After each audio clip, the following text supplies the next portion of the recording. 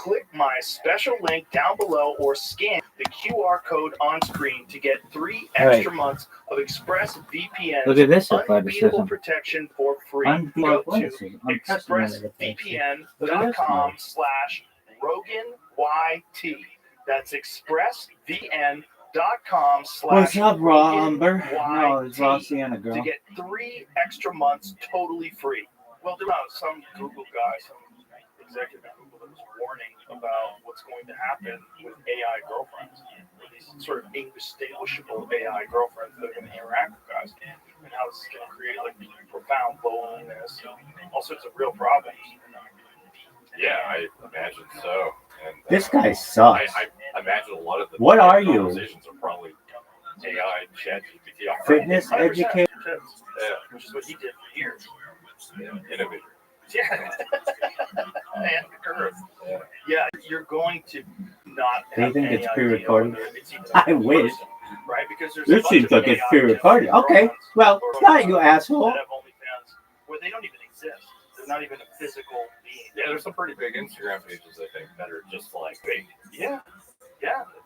It's just like even I think this seems like it. I don't give a shit what you think it is. I'm telling you right now, this motherfucker's live. This seems like okay, you fucking internet sleuth. I've seen the comment section on a couple of them too, and shockingly, well, maybe not, I don't know, but there's a lot of people that are engaging with it like it's a real person. And I thought it was pretty obvious it was AI, but I mean, like some people are just. Well, there's a high percentage of people in this country that are below 85 IQ. Like a real good percentage. Isn't it like 15 or 20%? Is it something nutty like that? The same amount of people that are like above that are going to be below standard deviation. Yeah, there's people that are they're about as smart as a Labrador. They just can talk, and you can trick them. Yeah. You know, and if you can get those dumbasses that work at Subway to donate $5 a month, you get enough of them. Have you seen the UFC collab with that OnlyFans? No. There's a UFC collab with OnlyFans chick? Pull it up. What is this? So there's this girl who, to spark outrage and get engagement, she breaks like exotic cars. Like she'll stand on a Lambo and just smash the windshield or something. What? And just like shake her ass, and then it gets tons of views. And there's a bunch of guys freaking out because she's disrespecting a nice piece of machinery or whatever. But at the end of the day, she gets views from it, and then more people go to her page and sign up. But how much is a Lambo worth? Like Lambos are like $500,000, right? She'll smash like the windshield only, or like a window from like the driver's side, and then do some like call to action or something. Wow. Like pull up the UFC one, you'll be able to tell what I'm talking about better. The girl you're talking about that I don't. Yeah, Dana White posted it. What? He's like, check this shit out. What? Yeah. Unless they is it on UFC Instagram? Yeah, it was like a collaboration I saw a few days ago. Okay. What? They're giving away a McLaren or something for the next UFC event, I think. And she's the one who's talking about it after smashing the window of one. What? Yeah. Really? I thought it was kind of a weird concept. This is the gal? Oh, don't do it. Don't. Yo, is that a crowbar? Oh, what the fuck are you doing? Oh, Jesus.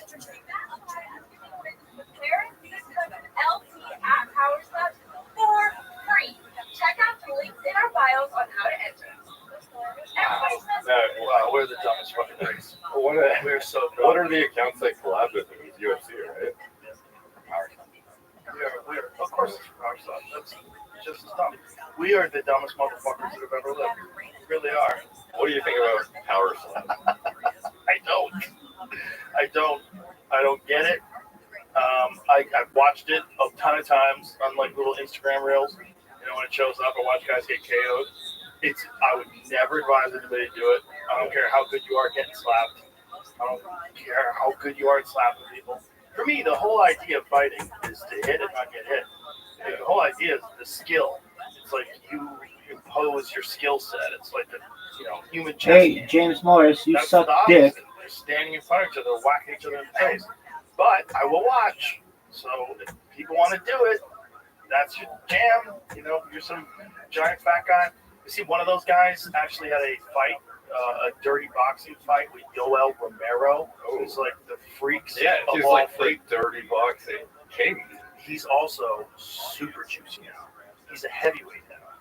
So Yoel is 47. Yeah. So he was competing under pretty rigorous testing with UFC as far as like, I'm sure you would disagree. But look what he looks like now. We could talk about that later. Yeah, definitely. This is Yoel now. He smashes this guy. Look at the size. This is not a good video, Jamie. Find another video of it. There's the actual video of it from the fight event. That's like someone's camera side view. But he's huge. Yoel's like 220 now. 225, baby. He's fucking massive. He used to suck down to 185, and then what would he walk in at though? I think like Well, when he would weigh 185, this is back when Yoel was fighting, there was actual weigh-ins. Yeah. So right now there's actual weigh-ins, but it's a ceremonial weigh-in. Like tomorrow at the UFC, I'll host this ceremonial weigh-in. So the fighters weighed in at like 9 o'clock in the morning. The ceremonial weigh-in is at 5 p.m. They've got the entire day to be hydrated. So Yoel, back in those days, was 185 when you weighed in at 5 p.m. at 185. And you couldn't believe he was 185. Because I would be like 200 pounds. And I'd be sitting there, I'm like, how? Yeah. How am I bigger than you? This doesn't make this like defies all known laws of physics and gravity. Like, it doesn't make any sense. He was massive. These enormous traps. He was one of the rare guys that when he would suck weight, he didn't look smaller.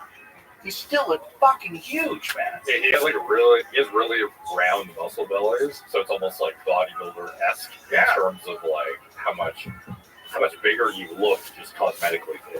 So this guy that he's fighting is a slap fight guy. And look at the size of Yoel now. He's definitely less lean. Yeah, he's less lean. He's eating whatever he wants, but he's still got a six-pack. But he's fucking massive, dude. So how do you end up in this league? Oh, I think this is Mike Perry's thing. I think he's putting this together. Or he's involved with it in some way, shape, or form. So Yoel is just basically like toying with this guy. This guy has literally no business, no disrespect to the man, but no business in the ring with this world-class athlete. Like, how much do you got to get paid to go in and fight Yoel? You get $15. Like, watch how he hops up in the air before he decides to go. Like, what is that about? He just decides to, like, hop in the air. He's like, enough. Let me end this. He just decides it's time to end it. Oh, my God. He's fucking huge, dude. Look at his back. Look at his back. That guy used to weigh 185. And, by the way, see the back of his neck? Is a fully fused neck. If he wasn't, 36 when he entered into the UFC, that's how old he was when he first started fighting. He was already past his professional prime when he first started fighting in the UFC. If he had gotten into MMA when he was 20, probably nobody would have ever beaten him. He's the freak of all freaks. When it comes to like athletic specimens, like he's the freak. Yeah, when was his last fight in the UFC? Quite a while ago. He fought Adesanya, I want to say 5 years ago. When did he fight Israel? And I think maybe he had one other fight other than that. But, he was knocking guys dead at 40. Dude, like the Costa. What is it? March 7th. There you go. So that was his last fight in the UFC. So the last 4 years he's been competing for Bellator. And so they're a little less stringent. They don't have a USADA deal or now whatever it's called, drug-free sport, I think they call it now. This is the new company. Which is essentially the same protocols, but they don't wake you up on the day of the weigh-ins or anything like that. You saw it was gross. Like, they would take these guys who were dehydrated, starving themselves, day before the fight, wake them up at 6 o'clock in the morning. Did you see that article I sent you about the USADA corruption? Yes. So let's talk about that. Yeah, so basically, and this was like a WADA press release too, so it's not like it was some journalist or something, it's on the official WADA site. And they were basically exposing how USADA was covering up test results. So For which athletes? Unnamed. Which sports? They wouldn't say. They just said like Olympic level athletes and elite athletes and kept it very vague. And essentially, they disclosed what they had tested positive for, and even that one of them was an Olympic caliber athlete, and their entire career, they got to go until retirement without getting exposed just because they helped USADA supposedly catch other people. Oh, they were narcs? So, like, yeah, so if you help them catch people, then you could get away with using, like, full board testosterone. No! Really? Yeah. Oh my god, so they're like a drug dealer that works for the government. Yeah. Wow. Yeah, this is like one of the reasons of many why like, Hunter and others are critical and USADA and their Well, there's a lot of stupidity. CSB. Regulations. Like one of them is EDC 157, which is natural. CSB. You know, all they're doing is helping you. You're literally dealing with a sport where you beat the fucking shit out of each other every day in training. And you're not gonna like assist these people in healing. Like, wouldn't that only benefit everybody? There's no like fear of like harm. There's like no one's dying from BBC 157. Within the code, there's a provision whereby an athlete who provides substantial assistance can subsequently apply to have a proportion of their period of ineligibility suspended. Wow, look how they phrase that. What dirty language. Proportion of their period of ineligibility suspended. What does that mean? It means you're allowing them to cheat. However, there's a clear process for that, which does not involve allowing those who have cheated to continue to compete while they may or may not gather incriminating information. What are you saying? So it doesn't do that. They're saying it doesn't do that. Well, at the bottom, WADA is now aware of at least 3 cases where athletes who have committed serious anti-doping rule violations were allowed to continue to compete for years while they act as undercover agents. Okay, so they pretended that they wouldn't let someone compete if they were doping, but they still did. Yeah, like essentially while they were on drugs. Imagine that's like boxing. The athlete was allowed to line up against their unknowing competitors as if they had never cheated. In that case, when USADA eventually admitted to WADA that what had been going on, it advised that any publication of consequences or disqualification of results would put the athlete's security at risk. What? And asked WADA to agree to non-publication. What? Yeah. Security? Were they worried about that with Lance Armstrong? What the fuck are you talking about? Security at risk. In another case of a high-level athlete, USADA never notified WADA of its decision to lift an athlete's provisional suspension, which is an appealable decision, despite being required to do so under the code. Had WADA been notified, it would have never allowed this. Interesting. And it sounds like this was somewhat how they operate. That high profile amount of person or certain circumstances, they would kind of autonomously decide, hey, if you work alongside us to catch other people because you might know something that we don't or what have you, they will just let you, no one will know. That's so dirty. That's so dirty. That's literally contrary to the whole reason why they exist. Yeah. What's really crazy is, according to the UFC, so what happened was the UFC had some disputes with them and decided to sever their relationship. And then USADA, publicly said that UFC is going to allow their competitors to do steroids now, which is not the case at all. They already had a contract in place with Drug Free Sport. I talked to the guy from Drug Free Sport. He was essentially laying out the program. It was essentially identical. No BBC 157, no testosterone, nothing. You can't do anything. The standards are actually much higher now, too, in contrast. USADA would claim, or at least suggest, that they were doing full spectrum bulletproof testing, but it turned out they were almost never EPO testing. The HGH testing was never really done, and then also the isoform, the isotope ratio mass spec was not really being done either. Was that a budget thing? It was too expensive to do those tests? I believe so, and also time intensive for some of these tests as well. And I guess for the number of tests they were conducting, perhaps it was too extensive, or I don't really know what the exact motivation was. Often you would think it comes down to budget and time, but also if you have an expert who just thinks it's not warranted to go further, the same way if you went to a doctor, you'd be like, should I test this? I'm like, if we know this, who cares? It's not necessary. I don't necessarily know they went to the depth and rigor to claim somebody did or didn't cheat if I have, preliminary data that you would exclude having to go further. Sometimes you don't have to, test further if there's not an atypical finding. So Yeah, but like, if they're not testing for EPO, for example, and maybe there's an event in Mexico City, right, which is 7,700 feet above sea level. That place is brutal.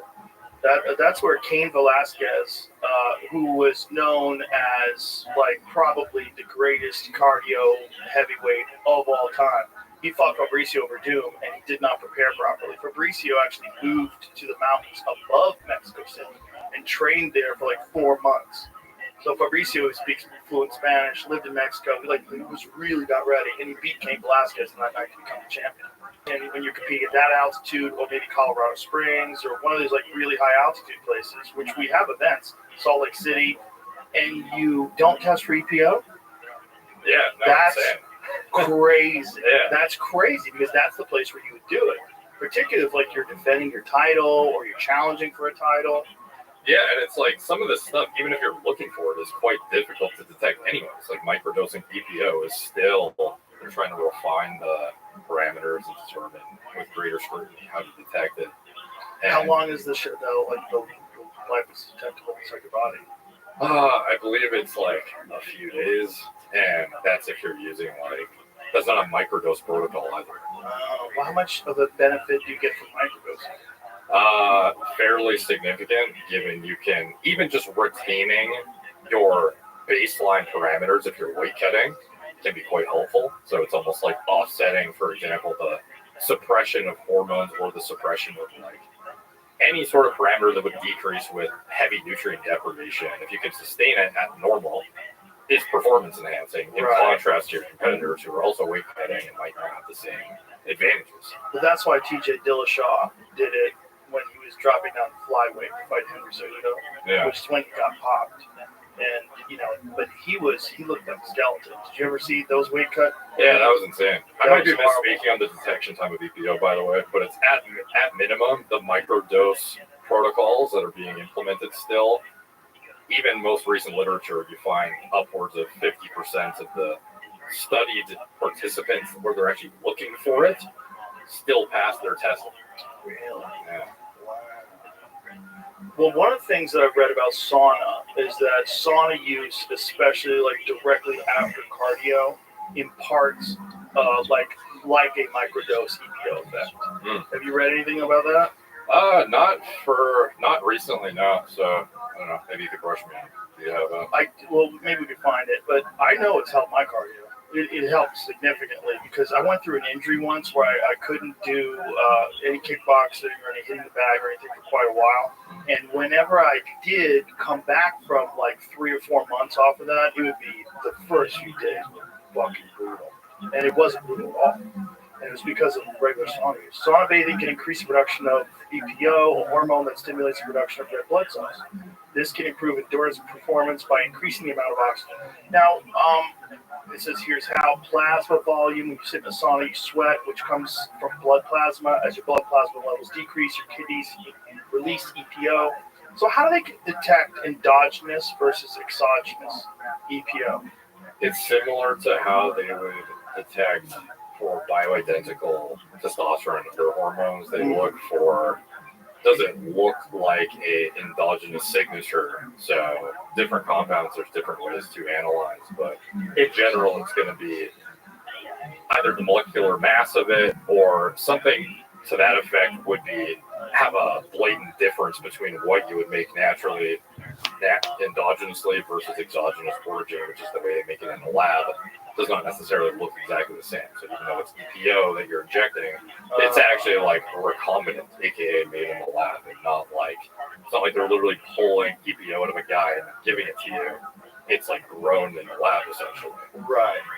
Well, that was one of the things that Jeff Nowitzki actually said could be an issue, is that it is possible, at least theoretically, to take testosterone from animals. Yeah. So find a mammal-based testosterone instead of getting it from.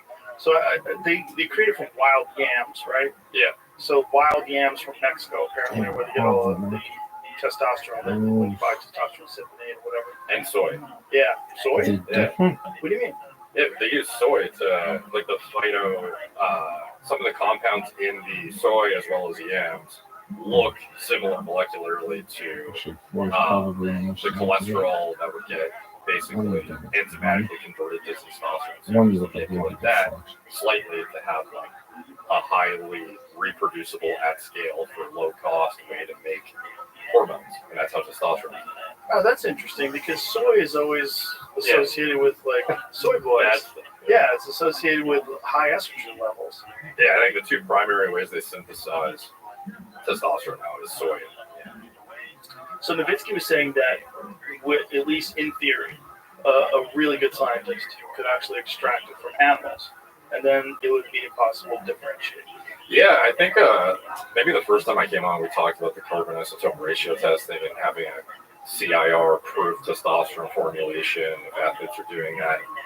And I did dig into it after we talked about it a bit more, and it does seem like there's strong evidence that suggests they're aware of it and are trying to find new ways to refine even the carbon isotope ratio testing. Now they're looking at like hydrogen ratios because it's more minute and specific apparently, as opposed to with the carbon content. They've seen suspicious testosterone formulations that look similar to endogenous carbon isotope signatures, and your diet, even what you ingest, can change what your signature is too, because they have to use as like a reference. They use, for example, from your urine, they'll find some other compound that is like upstream from testosterone, for example, and they will use that as a benchmark of like, this is what your signature is of the carbon content of sex hormones. And then if your testosterone has a different carbon isotope ratio than this, they know that, okay, however you got this in your body is different than the upstream hormone. So through that, we can infer that, it's probably of exogenous origin. But if the exogenous origin one looks like the upstream hormones, like you would never be able to tell. So it's possible if you were sophisticated enough to make the exogenous look like the upstream. Yeah, even though you injected it. Yeah, if you had like animal grade testosterone or cholesterol, even from like a medical grade, compound facility or something, like you could probably react it down and create like a CIR-proof testosterone. God, it seems like it'd be hard to keep that under wraps for very long without it getting out. Maybe, yeah, but it's like the access to lab equipment and high-level testing is not as the barrier is a lot lower than it used to be, for sure. Like I even heard of people paying off WADA accredited labs to get like testing done. Really? Yeah, so they could like assess where they stand in terms of like some of the testing that they would do to see if they pop or not. Is that legal? No. So they bribe WADA? They said allegedly? There's WADA accredited labs, not just in the States, but like in other countries where they're a bit more corrupt and you can, persuade them to test your samples. So you send your test to Guatemala or something. Yeah. And then they go, Senor, you got problems. Senor, this does not look good. Yeah. But yeah, if you do enough homework, you can, develop a biological passport internally with your own team and, know you're bulletproof rather than just guessing. Yeah. Well, there was some concern with Brock Lesnar at one point in time before he tested positive. And one of the concerns was that he was testing himself, that he had gotten tested like a number of times, which generally you don't do. Yeah, but why was that recorded though? Like, that they have his medical records? Because you can just like pay for blood tests and urine analysis. Yeah, I might be speaking out of turn. I might be speaking out of school here. I don't remember the thing. But I remember someone who knows things telling me. I'm kind of on the inside. So someone who knows things on the inside told me to get tested like 20 times or something crazy like that during camp. Oh, he was for sure. Well, he's also pissed hot. This is when he fought Mark Hunt. There's a giant lawsuit involved right now. Oh, wow. Yeah, I don't know if that lawsuit has been, if it's still ongoing or what the deal was, but Mark Hunt was furious. Yeah, it was obvious when you look at the guy. I mean, he was like 39 years old, 300 pounds, cutting down at 265. He's fucking huge, man. Yeah, what's even more interesting too is the storage of samples. A lot of sports don't actually do it. So with Olympic testing, oftentimes the positive test results come retroactively to years in the past. So once they can refine the testing and actually are able to detect, long-term metabolites of trainable or something of that nature. But in a lot of sports, like especially in the U.S. for like traditional professional sports, they're not storing urine typically. Right. So if you have more refined testing get developed, oftentimes there's no way to actually penalize an athlete who was ahead of the testing curve at the time. Right. And at least from what I've seen, there's a really good paper. One of the guys I know who's on the inside on this, his name is Alex Caligari Turner. He has excellent information and studies on the stuff, but he did a paper that basically outlined how I think 75% of the medalists that have tested positive in the Olympics at the Summer Olympic Games for the past, I don't know, it was like a full decade of analyzation. It was like 75% of them tested years later, not at the actual time of winning their medal. So if they're only being popped, 3 out of 4 people are getting popped retroactively over a half decade later or more, based on advancements in testing, you can just imagine how many sports are getting away with passing testing, given that retroactively they're not being tested at all. So it's like if you're ahead of the curve now, there are a lot of sports where as long as you pass the test now, even if what you took had a more refined assay developed, 5 years from now, they're not going to go get your sample and retry it. That makes sense. But wasn't there a famous Russian wrestler who was popped because they went back and looked at his old stuff, like once they developed new testing protocols? Was it an Olympic athlete? Yeah. But that's why, because Olympic Games, they started storing samples 2004. So they're a bit more rigorous about that.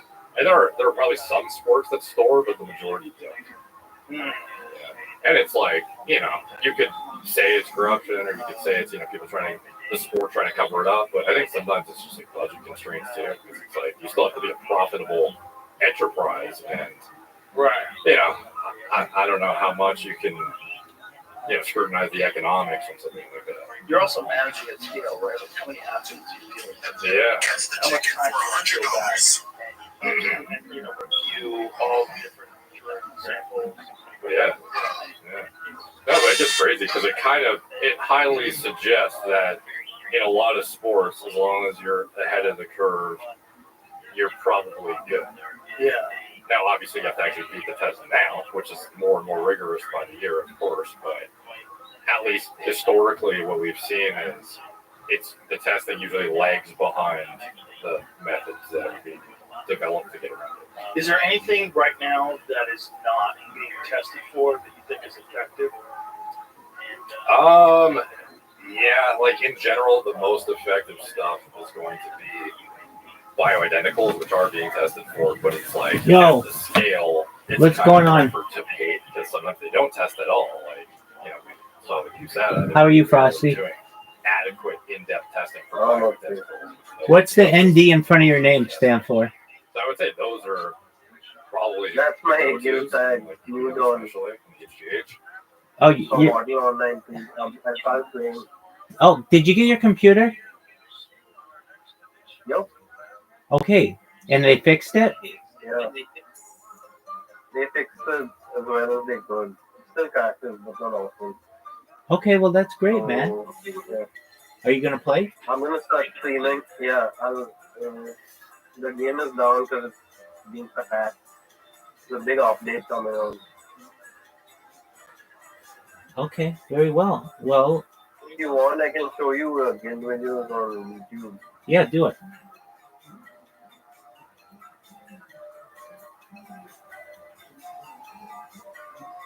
How's things been on your end? Really well. I've been singing a lot of karaoke. If you ever come in here and you're talking and I'm not paying attention at all, and I'm right here, sometimes since I've been doing this karaoke thing, I have to turn people down here because people will just come in and yell the N-word. And then so that I keep people's privacy intact, I use headphones so that, because I understand that they don't necessarily know. I mean, I'm pretty obvious that, like, get it, man. I don't get the hate you get. Like, it's pretty unknown. Well, it's sad, but we're getting past it. And so Yeah, I don't know if you're aware, but karaoke is very big in the Philippines. Did you know this? yeah, it is in all Southeast Asian and Indian countries. Okay, there you go. All right. Well, I have made some friends.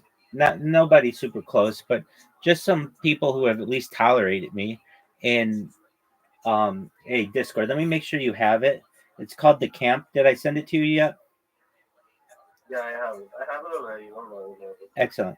Um, and the people are nice I don't there. want to. I don't want to go there because I don't know. Like if some people don't speak English and stuff, it's going to be really. Yeah, no, I Okay, this understand. guy is streaming brothel online too. It looks like. Okay, stream it. Is he? No, that's not it. Sorry. Okay, I don't have permission to watch and to pull up YouTube. No way. Okay, just one moment. Let me fix that.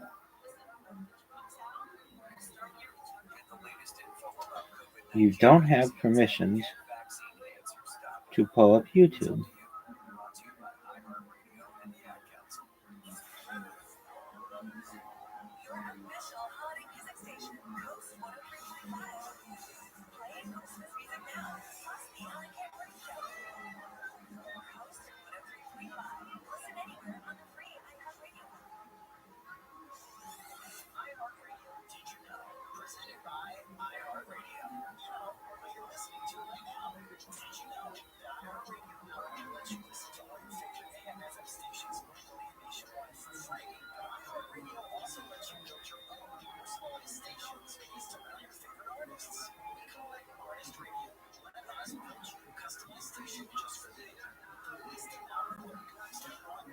Wait, are you okay?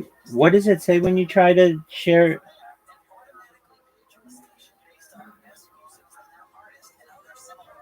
What does it say? Says you do not have permission to use activities in this status.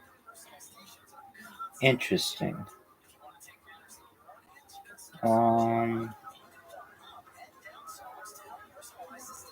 Okay, I just shut it off. I just turn it back on. Try again, please.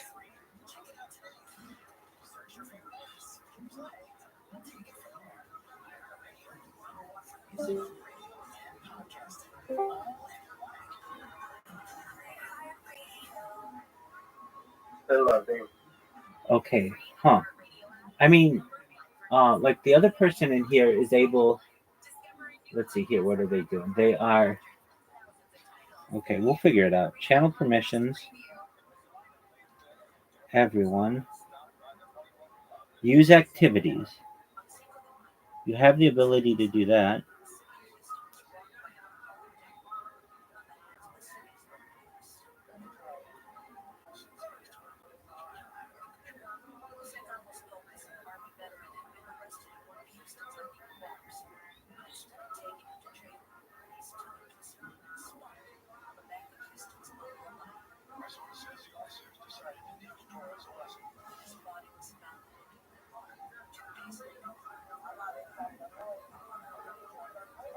Okay.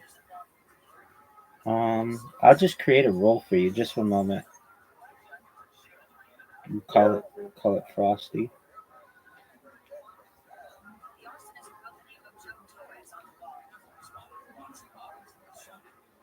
Add a role.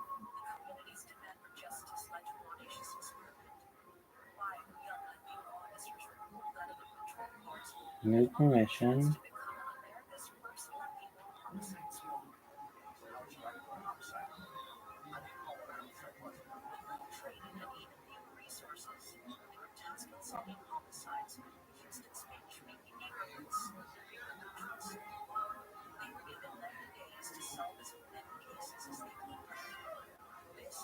Let's see here. NT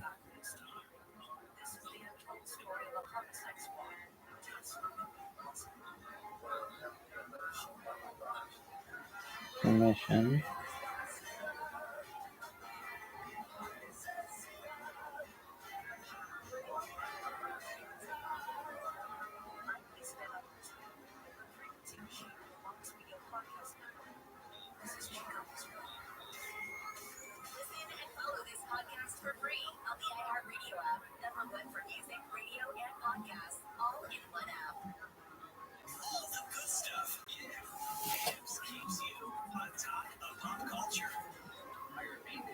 This is the height of American advertising. All the good stuff. You're absolutely right, my man. 1000%. Just a moment.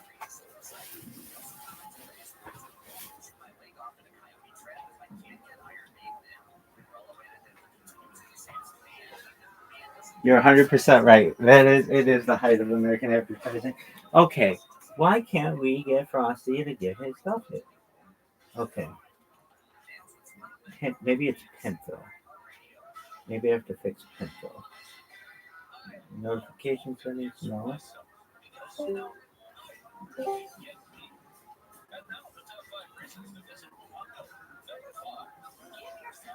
Okay, Frosty. I gotcha. Manage. Edit roles.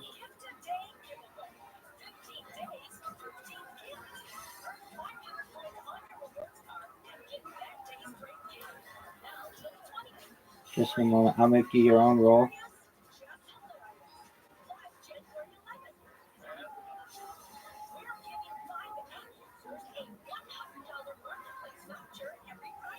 Role.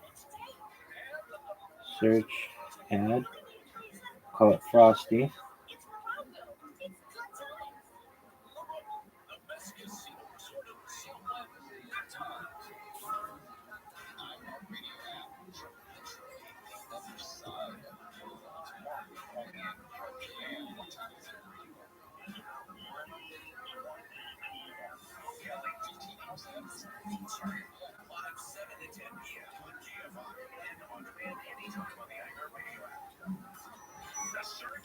Okay, finish. And then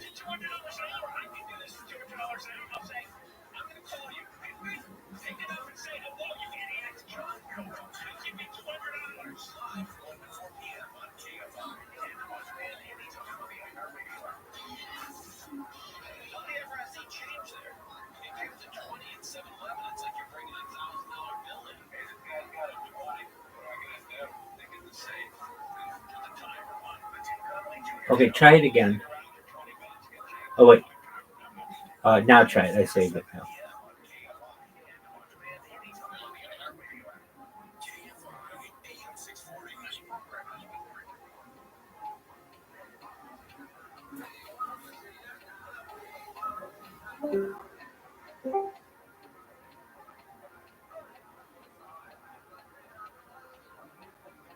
No permissions. It's okay. It's not mine. That is weird. Figure out later. Okay, hold on.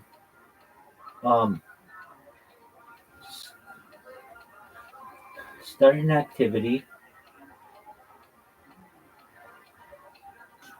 And then YouTube. You want to do YouTube, right? Yeah.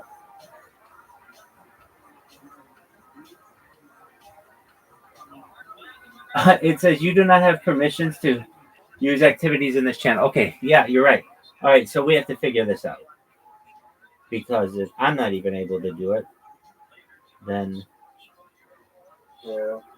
edit channel. I think if you go to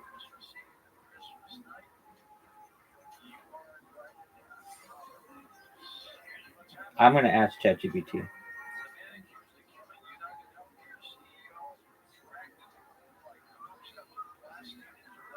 Yo, dog. I have given myself and a friend permission in Discord to use activities, but when we try to use activities, it says you do not have permission. Why is that? Are there other settings that we have to turn on or something?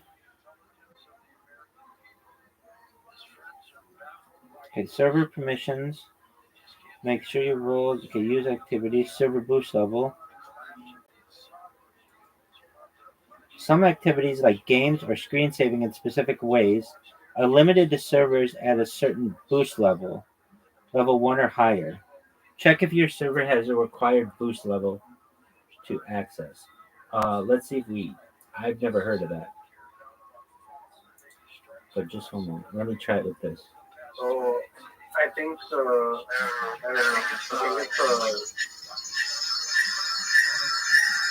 No, because I've played. Okay, just go to. Do you see that I started YouTube?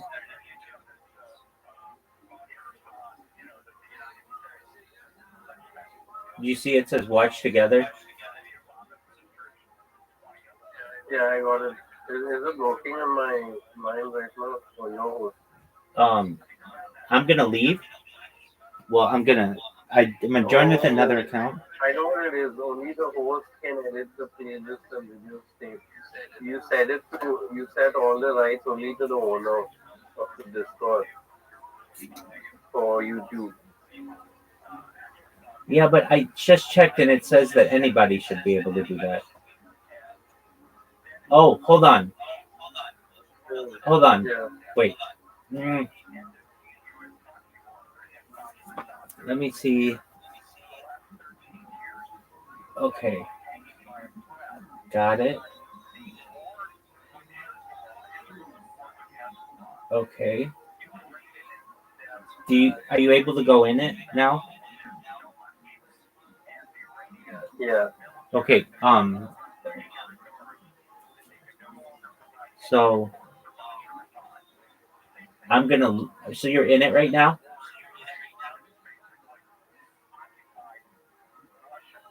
Yeah. Excellent. I see you're hosting. So feel free to show anything you want.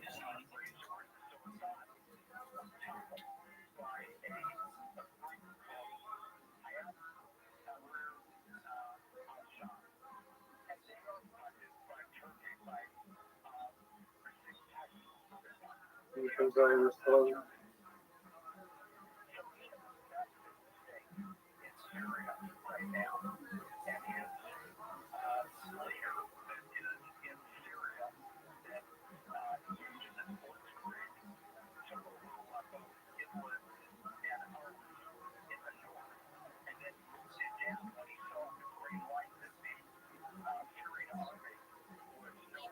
Open stress test right now to send me a link and ask me to take a look at it. Maybe you might enjoy it. I agree. It is a pure PvP game. It's a pure PvP game, so you're not particular, but if you are a good PvP player, this may be one to keep in mind. So, I haven't messed with it at all. We're doing this as a straight first impression, so I'm just going to let you know what I'm thinking as we're going on. So, we are going to get logged in here. We're taking a look at what the characters look like. We have no characters, so let's create a character. Over here, it looks like we have our character selection. Well, look how, that's super creepy. Okay, anyway, looks like there's some different races. Whoa, okay, alright, and they apparently have strengths and weaknesses and a bunch of weaknesses, so this is way more complex than I expected. Okay, so let's take a look here real quick at humans. So, diplomatic soldier, I guess these are things that they can learn. So yeah, this is the most complicated game on the internet right now. In terms of MMOs. Yeah, right from we'll find out once we get a character created here. Then we have, I guess that's their version of elves. I don't know. Yetis. And then we have orcs. And we're back to humans. So that's pretty much it there. Hey, let's go with the traditional elf. Why not? I should probably highlight it for some of these. So we looked at some of these engineering, factory, and hammer. Well built, that's interesting. These guys get that. And you can pause, I know I'm going quick, but if you will let me read them, you can pause to see. And they got a pretty big selection of traits there. Okay, so we got that done. Let's see, can we click anything over here? No, anything over here? No, okay. So now we just go on to next. So I guess that's going to, wait a minute here. Oh, so this just kind of changes what, okay, I see it. It's like our family history, which apparently somewhat edits how we follow. That's pretty interesting. That's kind of, yeah. So what if we select both okay, yeah, like popped our ears out more. Looks like it gave us a stronger jawbone there too. Yeah, that's It's kind of black there. And then what if we Hey, Frosty. Frosty, that's just Yeah. I have a question. Can you pause it for a second? Are you using Discord in a browser? No, I'm using it on the app. You're using it on an app on your phone or on a computer? On my laptop. Interesting. Okay. I think it might be because I have two laptops connected to this Discord. I mean, not right now, but the other one is also logged in. So that Yeah. might be it. No, I mean, because it didn't work for me either. But I think the reason it didn't work for me is because I wasn't using the app, and it's only allowed on an app. But I'm really not sure. But we got it going. Okay, you can continue. Yeah, are you watching? Yeah, I am. That's okay. This is what the game looks like. It looks cool. Yeah. It looks really cool.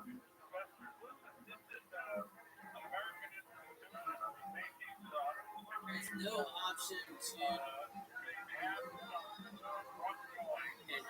to. What is he saying? Having no option. Why is he saying this stuff? I don't understand. Okay, so we are going.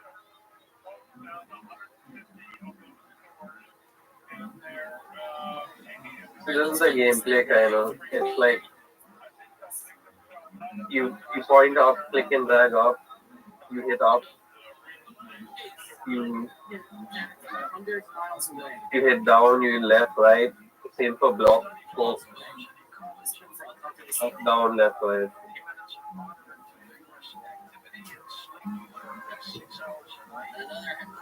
So yeah, it's like if you want to play a game where I talk the most, this would be it. You beat the shit out of me in this game. Oh, I don't know about that, my friend. It would take you a while, but yeah. We'll poke it in the butt. It's slow mo. I was just chatting with my granddaughter. She was raving about dynamite. Doc Rocky had been struggling with allergies and shedding, and she started adding dynamite to his food. He now has the softest coat and is an engine. I trust dynamite because they've been around for 20 years. Not for $1 million. We're so confident in their product that they let you try it for free. Just go to dynamite.com/radio. Yeah, you can tell this guy is gonna play the game for 15 minutes and then realize what exactly it is, and then maybe stop playing.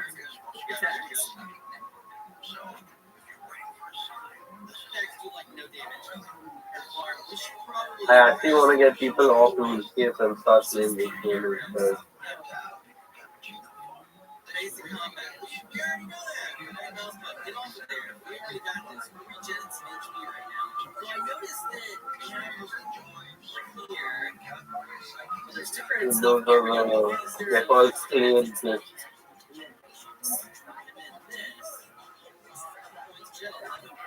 Let's see. Let's go this. Okay. And then, oh yes, definitely. How did you get 11 points? Yeah, let's get that going.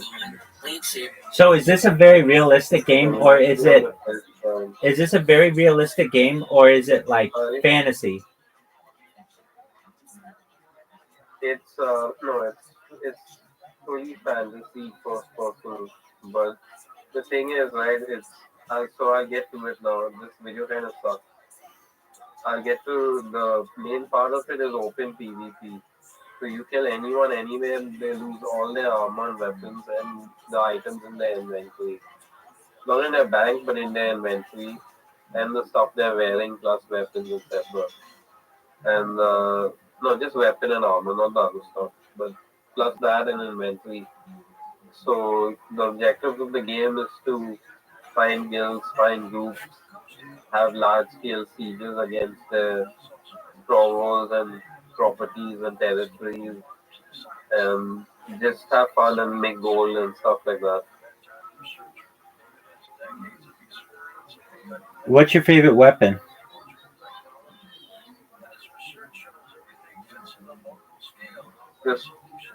This one right here is my favorite. You can see the skull going the sword going through the skull like a curly sword. I always imagine like I'd rather have like a sword like this. It's kind of like straight and narrow on the top, and then after that it gets like curly.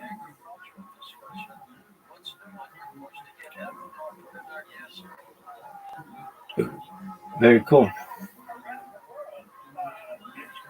So I'll show you some PvP, and that's about it. Okay, I'm ready for it. So yeah, a lot of people don't play this game because it's a bit too hard. I still can't play it quite as well as most people play it. So yeah. So let's see this one.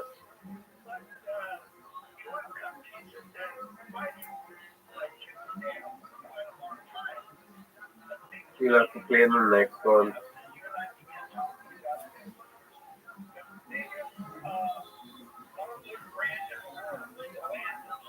You'll have to play the next video. Oh, I have to play it? Yeah, Okay. it's on the playlist. Wait, why am I hosting? Okay, can you join Mortal Online 2? Can you join the video? Are you watching the video? One sec.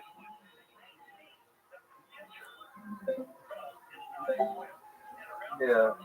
Okay.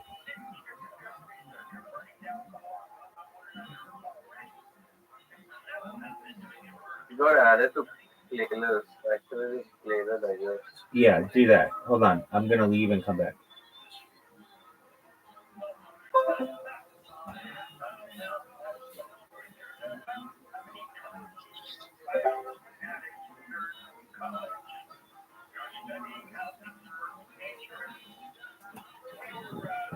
Yeah, somehow I can't just play it. Yeah.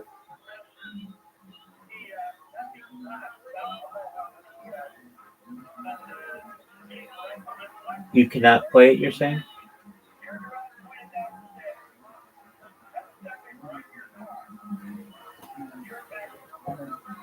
It looks like it's working. Yeah.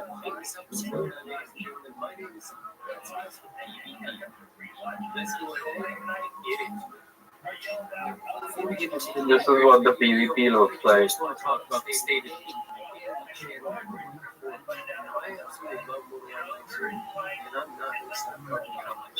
So yeah, it's the hardest of the hard game mode.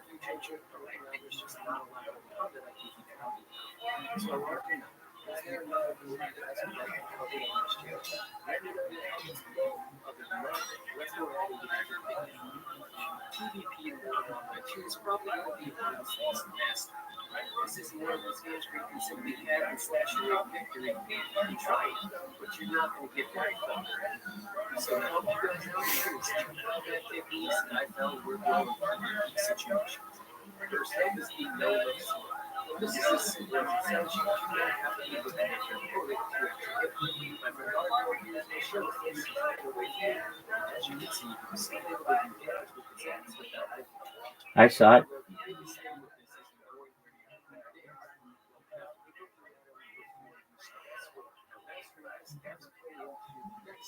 Ballerina Night is next.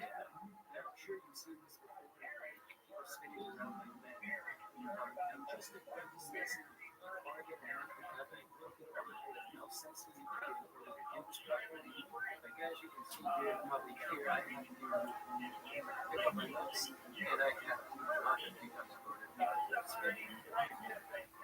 So how you're going to do this is by manipulating mouse sensitivity. So let's say I'm trying to get now I can get a full screen, like barely moving my mouse. So that's how people are able to do things like crazy spins. They up the mouse sensitivity. Okay, just to show you. Settings. Look at gameplay and mouse sensitivity. You can drag this as you want to, as long as you want to. Just make a couple different things in order to do this properly. Now, the reason this works so well is while This is the background music. They play this, play different types of background scores. It's very nice.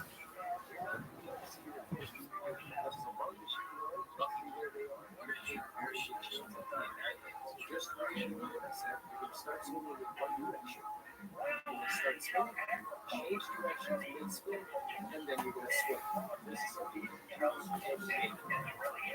just maybe like you would actually look. So take a look at the general.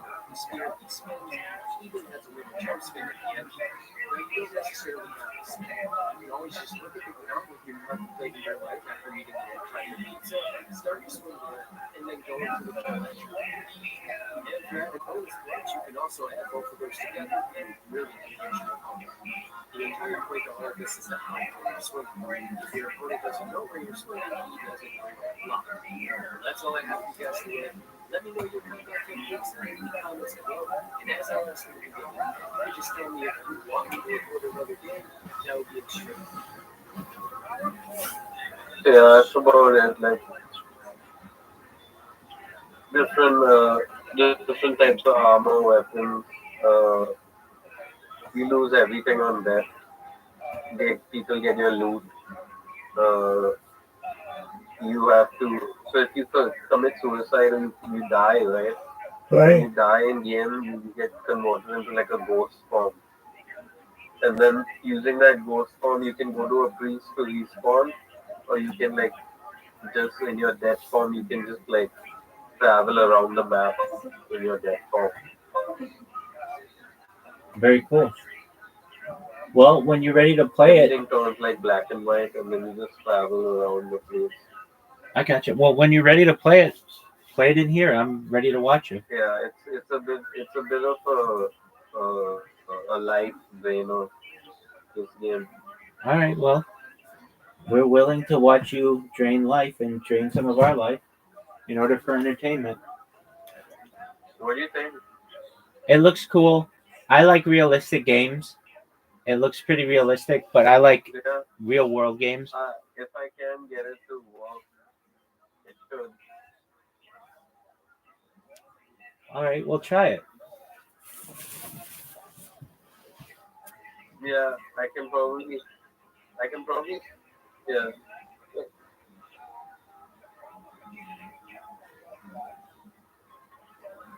Swimming and like sprinting, archery, pet taming.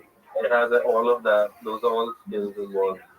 So you can have pets in game too, Okay, tame them and stuff. It has everything. But excellent. yeah, if I try streaming it, the moment I go back to my game, the stream will freeze. So I'm not gonna bother. Even if I do it on browser, it's not gonna work. I can try on browser someday.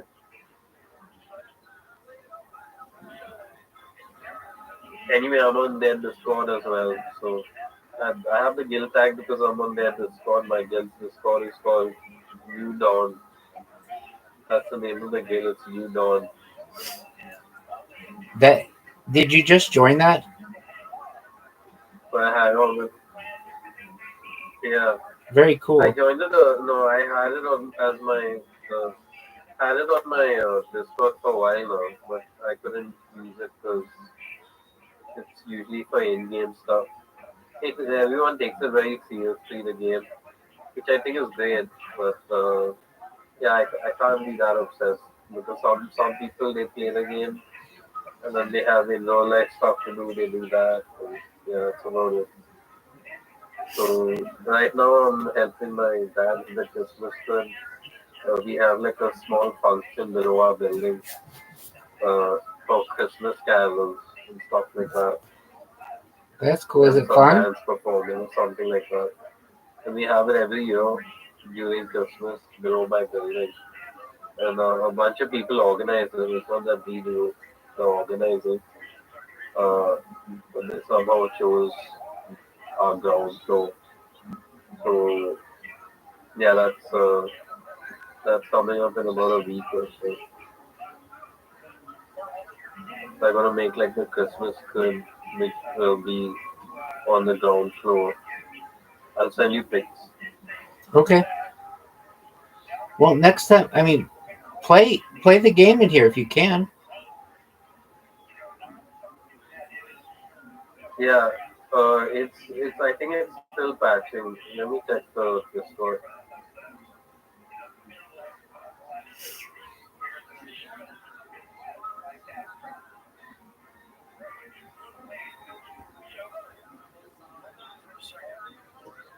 Yeah, it's still being updated. They have a big patch coming, Okay.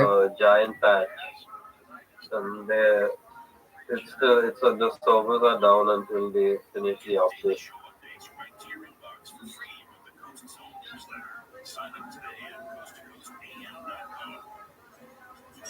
So I've seen it too.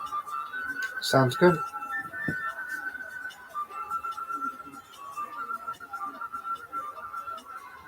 So yeah, I mean, I don't know. Sometimes it makes you wonder, like, uh, how serious can you take anything seriously, right?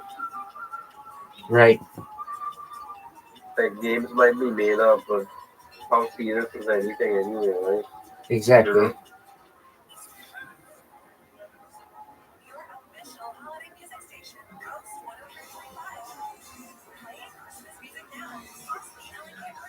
Then you usually have like negative assumptions, like about death and stuff. They're mostly unfounded. So I don't know. I think people who aren't afraid of dying, I think they're only blessed, and I think it's a great thing to have. But not many people have it. I mean, to have like no actual existential doubt at all. Kind of strange, but yeah.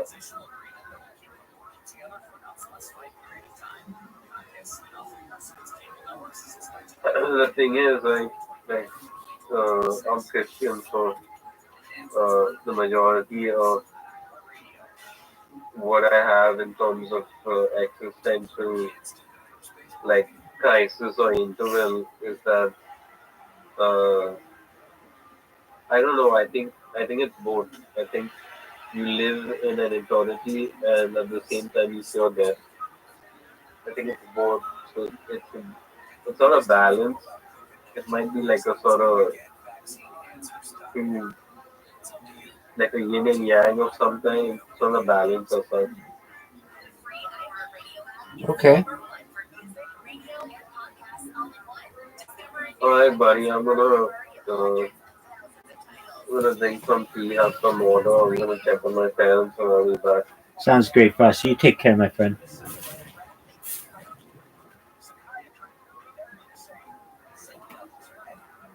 Shout out to Frosty, everybody. There are other compounds Look who it that is. I Sir think some Smoke a people lot. think How you they can living, get Pam? away with that sometimes they do, sometimes they don't. Like things called trimethazidine. There was some like top level tennis player who just popped a week ago or something.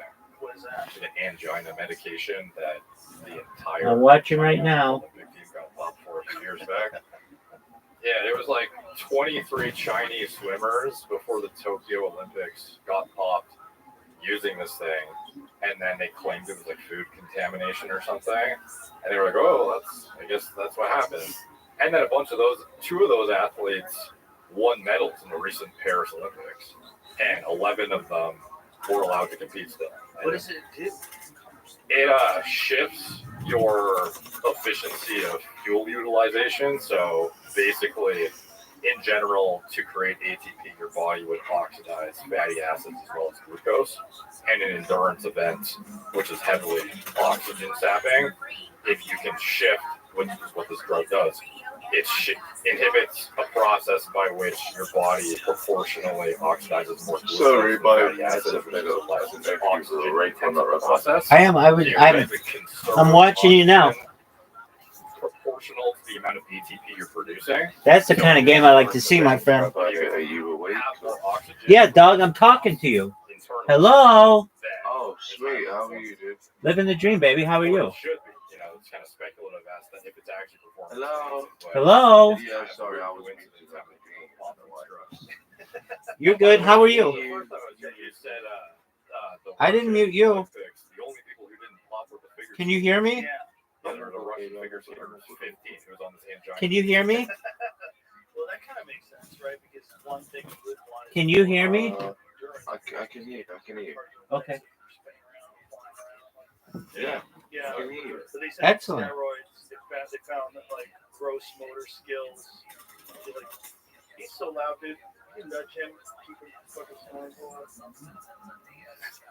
They found that like testosterone, things on those lines, like actual steroids, it was not good to be stronger as a figure skater, but it didn't enhance.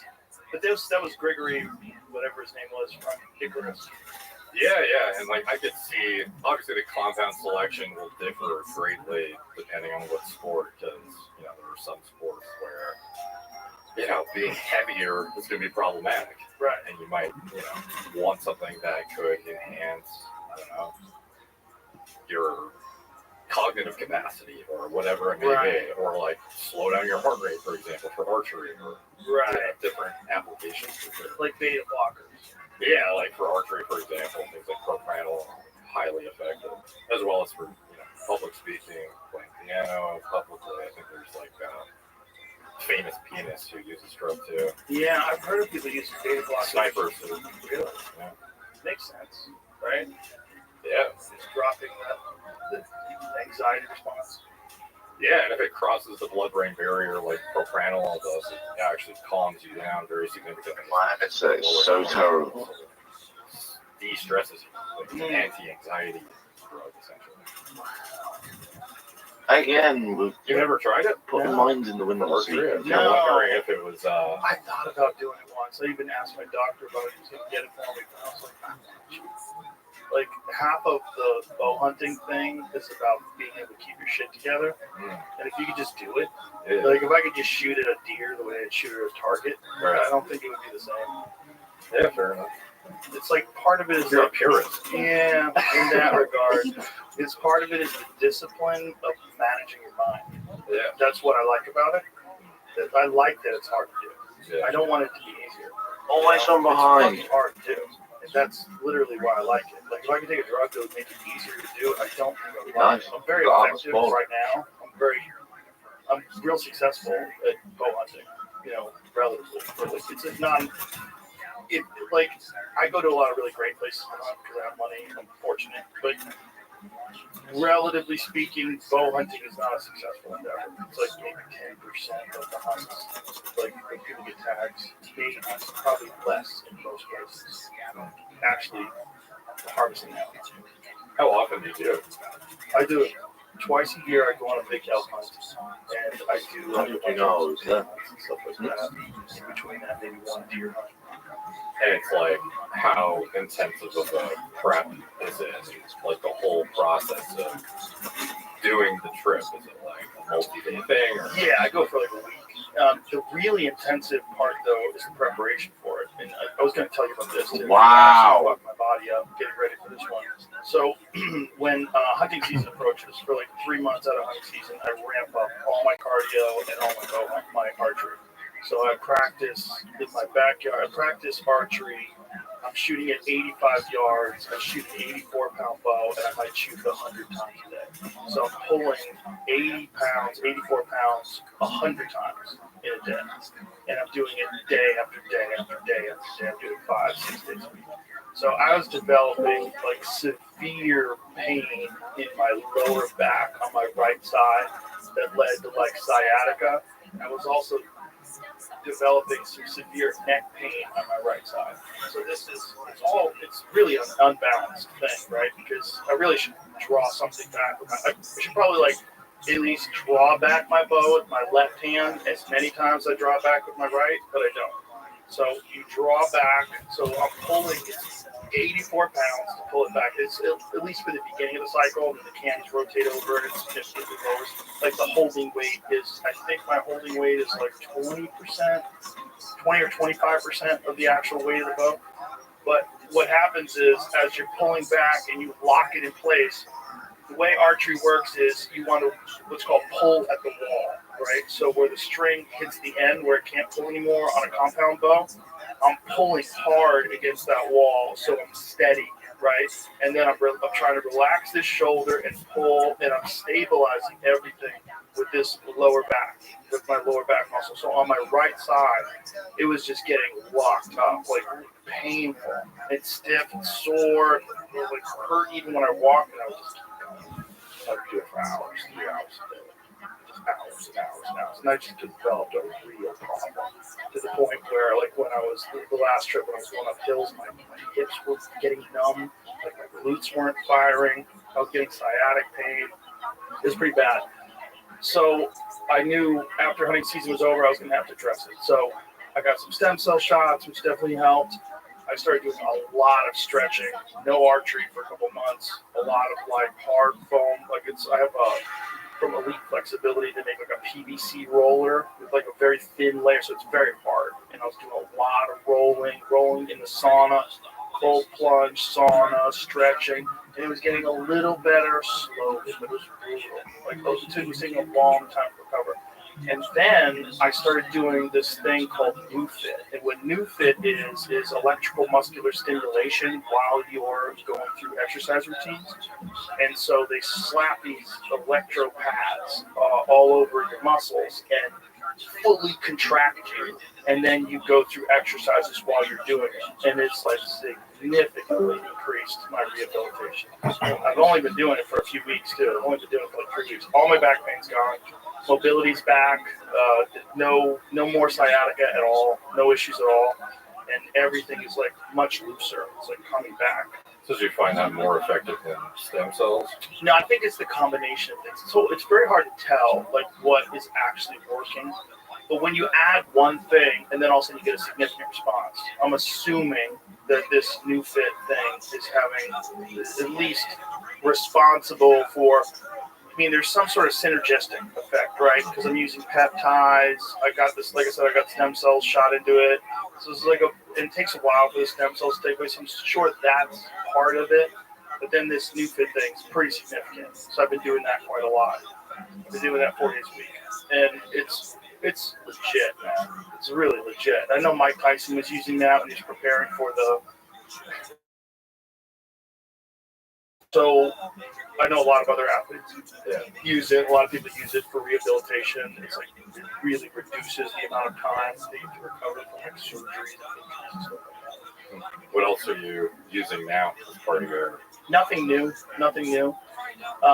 Still BPC 157, TV 500, Ipamorelin and stuff like that. Like the same stuff that I've always used before. This is the only thing that I've done that's really new. This NewFit. Have you ever seen it before? No. See if you can find like some examples of because like I said, Tyson was using it. So it's no more time intensive because it's during training. So what you're doing is so I'm doing it for rehabilitation. So this is what it looks like. So they slap these electrodes to you, so your muscles are just like locked up, depending on how much you can tolerate. So I get them to crank that fucker up, and when you're doing it, your muscles are like completely flexed through the whole thing. It's kind of painful. And then while you're doing that, you're going through all these different exercises. Okay, so they're like kind of rehabilitative type exercises as opposed to the action control workout that you do. For me, what I'm doing is rehabilitative, but other people do it for hypertrophy. And bodybuilders do it apparently to, like, say if you've got like trap issues, like you need to like have one area where you want to improve. They're slapping it to that area and then doing all these exercises. Yeah, I had an entrepreneur that I'm friends with asked me what I thought about it as like a replacement for exercise. Oh, just a replacement? Yeah, and it was like such a rich person question. Like, how do I not go to the gym and still like go to the gym? There was a place in Boston when I lived there in the 80s that had that. I forget what it was called, but you would basically go there, and their claim was they would get you have a six pack, you get jacked, and all you just lay there. Lay there, and they put these electrodes on you. Just have you ever seen those like ancient like belly shaking things for like women to lose body fat? Like back in the 40s. Yeah. They'd just sit there shaking back and forth. No, I'm sure it's more effective than that, obviously. Yeah. Which did nothing, but I don't think it's a replacement. And I would imagine, I would speculate that the time it would take to stimulate yourself, if it's for hypertrophy, if you just worked out more, you'd probably get better results. Perhaps.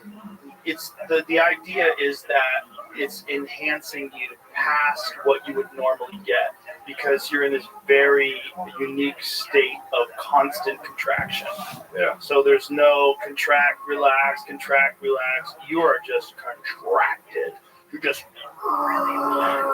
and then you're going through all these exercises. So you have to kind of force your way through the exercises while you're contracted. It's kind of difficult. I think if you were injured, it probably has a lot of viability, but I would be highly suspect of it being used for like a guy trying to break a plateau who's a veteran lifter, for example. Right.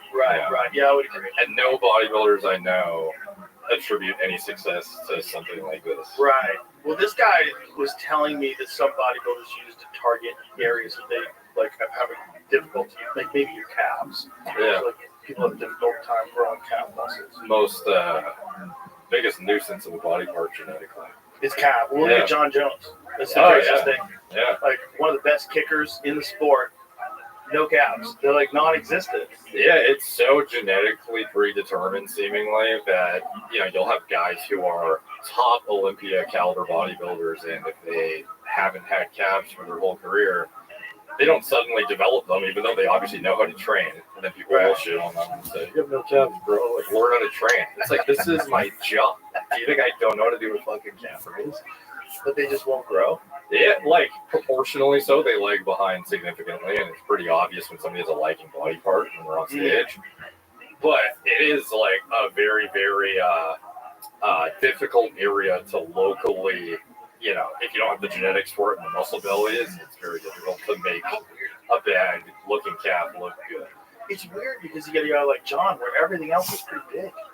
He's got big chest, big arms. And this is not to say don't train calves, because people get all riled up about skipping leg days and stuff. Well, especially for performance, like you certainly need strong calf muscles for performance. You can make them stronger.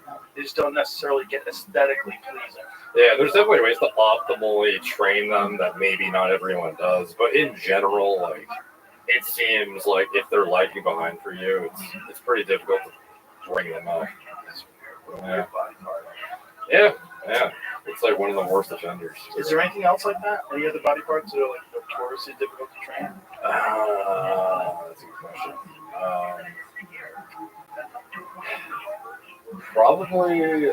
There's probably something that I'm not. I don't know.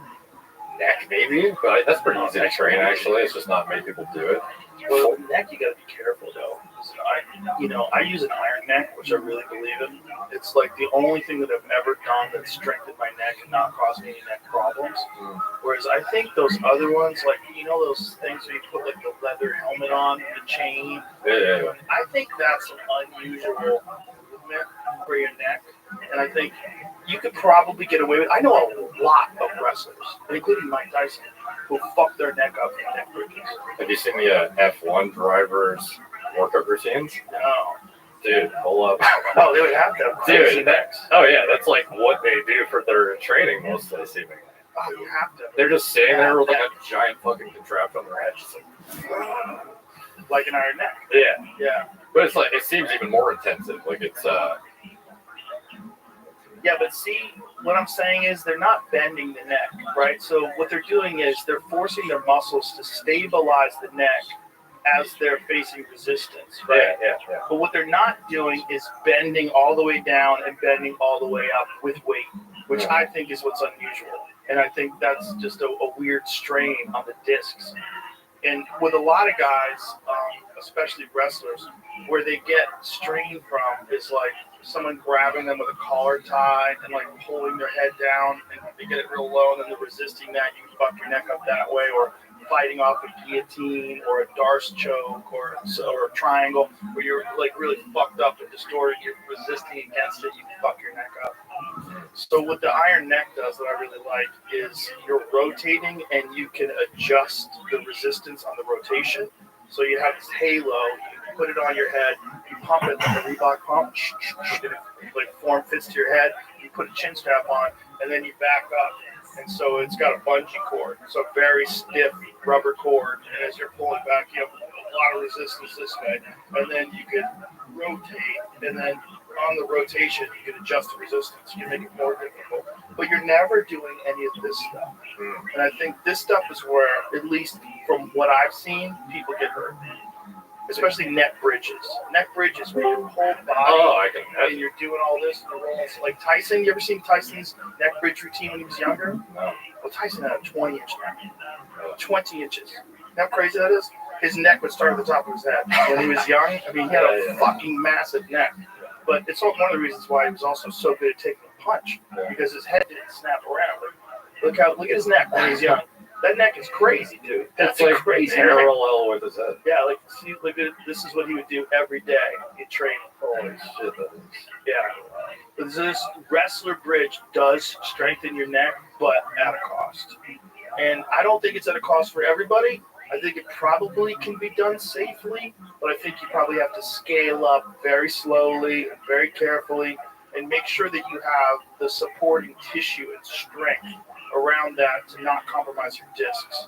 You know, when you're in these weird positions, like you're never supposed to have all, you know, at least bridging like 60% of your weight sideways on your neck like this, and then roll it over the side, then roll it over the side, while you're putting all the weight on the back of your head or on your forehead. That's just crazy. Yeah. Oh yeah, I would. That was fucking sketchy. Yeah. Well, Mike had to get neck surgery. Yoel Romero, like I said, had his whole neck fused. His neck doesn't. You ever see him run? But probably looks Excellent. See, find the video of Yoel Romero sprinting. It's nuts. His neck doesn't move. It's like this. Like a robot. like a Terminator. But it's also why Yoel can take crazy punishment. Like Yoel got head kicked once by, I think it was Derek Brunson, head kicked him, and he didn't even move. Like, look at him run. So his neck doesn't move. His entire neck is completely fused. And he has this giant scar on the back of his neck. He's a freak, though. Did you ever get the impression that if he just like threw himself into the fire more in fights, he probably would have won? I don't know. I don't know if you can keep that kind of muscle mass and have the kind of cardio that you need to throw yourself into the fire more. Because it was kind of hard to tell if he was gassed sometimes. Right. And then he would all of a sudden burst out. Exactly. Like that Costa Romero fight is still to this day one of my favorite fights ever. And I don't know, man. Like a lot of the Romero fights, it seems like if he just started swinging and going in there, that he might be able to take out a lot of dudes that he just let go to decision. Perhaps, but you have to know how much gas you have in the tank, and only he knows. And that style that he has is a style for someone who's very explosive. It's very smart. Because you don't just explode and keep going. You won't last. You last 2 minutes and then you'll be dead. Yeah. So what he does is he looks like so relaxed, and then he explodes on you. And when he explodes on people, they don't see it coming because he's lulled you into this false sense of security by this slower speed he moves at. Like, did you ever see his knockout of Chris Weidman? Probably. That's the perfect example of that. He caught Chris Weidman with a flying knee as Chris Weidman was coming in for a takedown. He just lulled him into this is the speed we're moving at. We're gonna move at this speed. This is how we're fighting. Oh, I'm dodging your punches. Oh, I'm dodging. And then out of nowhere, bam! He hits him with his flying knee, just destroys his head. I mean, it was one of the most brutal. Watch this. So see how he moved? Boom! Ooh. Yeah, I mean, literally his whole body. Back it up again so we can see that one more time. Before it happens. So they're fighting. He's got him on the ground. Oh, so here it is.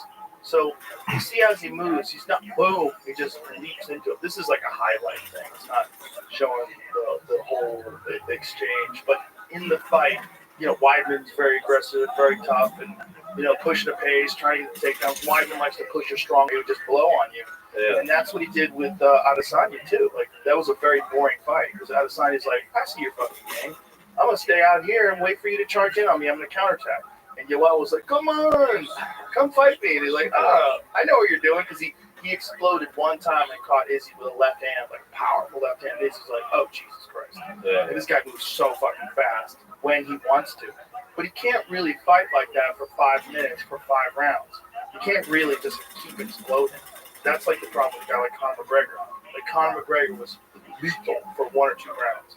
But then you get into the 3rd, 4th, and 5th. There's so much fast twitch muscle fiber engagement. There's so much explosion. It's like constant sprinting. Yeah, has he ever knocked out a guy after round 2, even? That's a good question. I don't know. I mean, he certainly could. Right? Yeah. I mean, he's not out of shape. I remember what you're saying, though. It was like the later rounds. It was so blatant. He was Yes. gassed. Well, he was so fast in the first couple of Yeah. rounds. That was the thing. It's like, if he didn't fucking tune you up in those first couple of rounds, if you were like Nate Diaz, the indestructible zombie, and then you get into the later rounds and you're fucking tired. Like, how is this guy still here? And then Nate is just like slapping you and beating you up, and Nate can push that 50% pace forever. Yeah. Him and his brother were very good at that. They didn't really explode. They just would like touch you. They just touch you all the time. And you can't breathe because you don't have the time to relax, right? So if he's constantly hitting you with punches that aren't that hard, because you're always like, because you don't know if punches are going to be hard, and then he occasionally would mix them up with like really hard shots. So you always have to be ready for the hard shots. You never get to breathe. You never get to relax. So you're constantly on edge. And you just get worn out. And he's relaxed because he's just hitting you, touching you. And he's talking shit to you. What, bitch? What, bitch? What's going on, bitch? They keep hitting you this like 50%. Like literally like this. Not really trying to hurt you at all. Just constantly making you tense up. And just drain your gas tank. Oh, dude. Well, his cardio, Nick Diaz especially, his cardio is insanity. He swam back from Alcatraz. He did it on 5 different occasions. In the ocean with great white sharks. Swam, what is it, like 1.5 miles or something like that? In the fucking freezing cold Pacific Northwest Ocean? I don't know. But Like, how far is Alcatraz? How far is the swim? They used to think you couldn't do it. They used to think no one could survive it. So that's why they put out there Alcatraz there. Like, put a prison out there, they're fucked. And a couple of guys did escape, and they don't know what happened to them. They found their clothes at the beach. And there's speculation that at least one guy survived it. But how are you going to train? You can't train to swim, and then you're going to just swim for 1.5 miles. yeah, You're not going to make it. I don't know. What's called cardio regimens in prison? I would have no idea. I mean, you could do cardio, but you're not going to recreate swimming Yeah, without sure. swimming. The resistance, the current, like all of it. Yeah, temperature regulation. Yeah, you're just not going to be able to recreate that unless you're doing it. They're not going to let you practice. Like, guys, just going to do laps around Alcatraz. Fuck out here. How far is it, Jamie? 1.5 miles. So 1.5 miles in the fucking ocean with sharks. When was this that these prisoners escaped? Like, was this decades What ago? was that police movie? Escape from Alcatraz. Did you see it? No. Yeah, it was a movie about the actual escape from Alcatraz. These guys had made a paper mache model of their face, and like put some pillows and shit, and threw a blanket over it. And the guards, when they would go to check, thought these guys were still in their bed. Meanwhile, they had tunneled a hole through the wall of the cell. 1979 film Escape from Alcatraz presented inconclusive conclusions. What does that mean? On one of the island's enduring mysteries, told the true story of 3 men, Frank Morris and the brothers Clarence and John Anglin, who made it out of the prison in June of 1962, were never seen again. Nobody knows for sure whether they made good on their escape or drowned in the attempt. True stories like that and others embellished tales of man-eating sharks and killer currents spread by prison guards as a deterrent contributed to the mythology of unassailable Alcatraz and the impossible swim. Well, it's definitely not impossible because Nick Diaz has done it 5 times. But people do it all the time now. You know, it's like an endurance thing. People constantly do it. Whoa! Oh my God, what a fucking psycho. 979 times? That is rolling the dice on sharks, bro. And what happens when you, like, Alcatraz is still operating? No. Okay. No, it wasn't operating. Oh, it's like a tourist attraction, right? When I was a kid, school. We'll have a San Francisco to just Alcatraz. So our field trip was pretty cool. Get to be in this prison for all these people and stuff. Yeah, it's very weird. Yeah. So why did it shut down? I don't know. Good question. Why'd they shut Alcatraz down? They wouldn't have figured out they could explain it. Yeah, I mean, It's not unassailable. it's got to take a long time, though. Like, how, a mile and a half in the ocean, how long does that take? So I gotta buy somebody a fucking gift. That makes sense, right? You get all the supplies, nothing by boat, by ferry.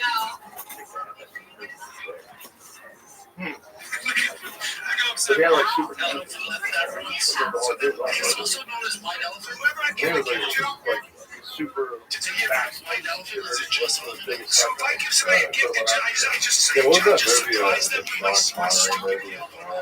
Yeah. cost me under $30. Yeah. Now you could do it. Yeah, I think that was about it. Yeah, but you know, guys who have extreme cardio, that's a real weapon. Guys, like power is important in the what's always important, but cardio is one of the most important things because you just when you get tired, you don't think right. You don't make good decisions, and then you also you're just not as effective. You're not going to scramble out of positions. You're going to relax a little, try to catch your breath. Like if you get taken down, you're not going to like completely trip. Chuck Liddell said this once. He said when guys get taken down, they accept the takedown. And the thing is, they get taken down and then they try to work their way back up to their feet. Because I never did that when I got taken down. The moment my back touched the ground, it was like hot lava. And I just exploded immediately. I never let them hold me. And that's the key to never getting taken down and held down. Is that the moment, he's a really good wrestler as well, obviously, but the moment someone would take it down, he would never accept it. He would just, for some guys, accept it, like, fuck, I'm going to take it down. All right, overhook, underhook, like control posture, work my full guard, try to get back up, try to buy time where I have enough energy to escape and figure out, am I going to try to sweep him? Am I gonna try to pummel and try to get back up to my feet? Am I gonna try to scoot back to the cage? A bunch of different strategies to try to get back up. But the thing is, like, when you're tired, you'll accept that takedown. And when you see guys accept the takedown, just full guard, like, that guy's fucking tired. Yeah, like the recent Oliveira fight, it was like tough to watch some of the parts where it was just like, you're on the ground now. Yeah.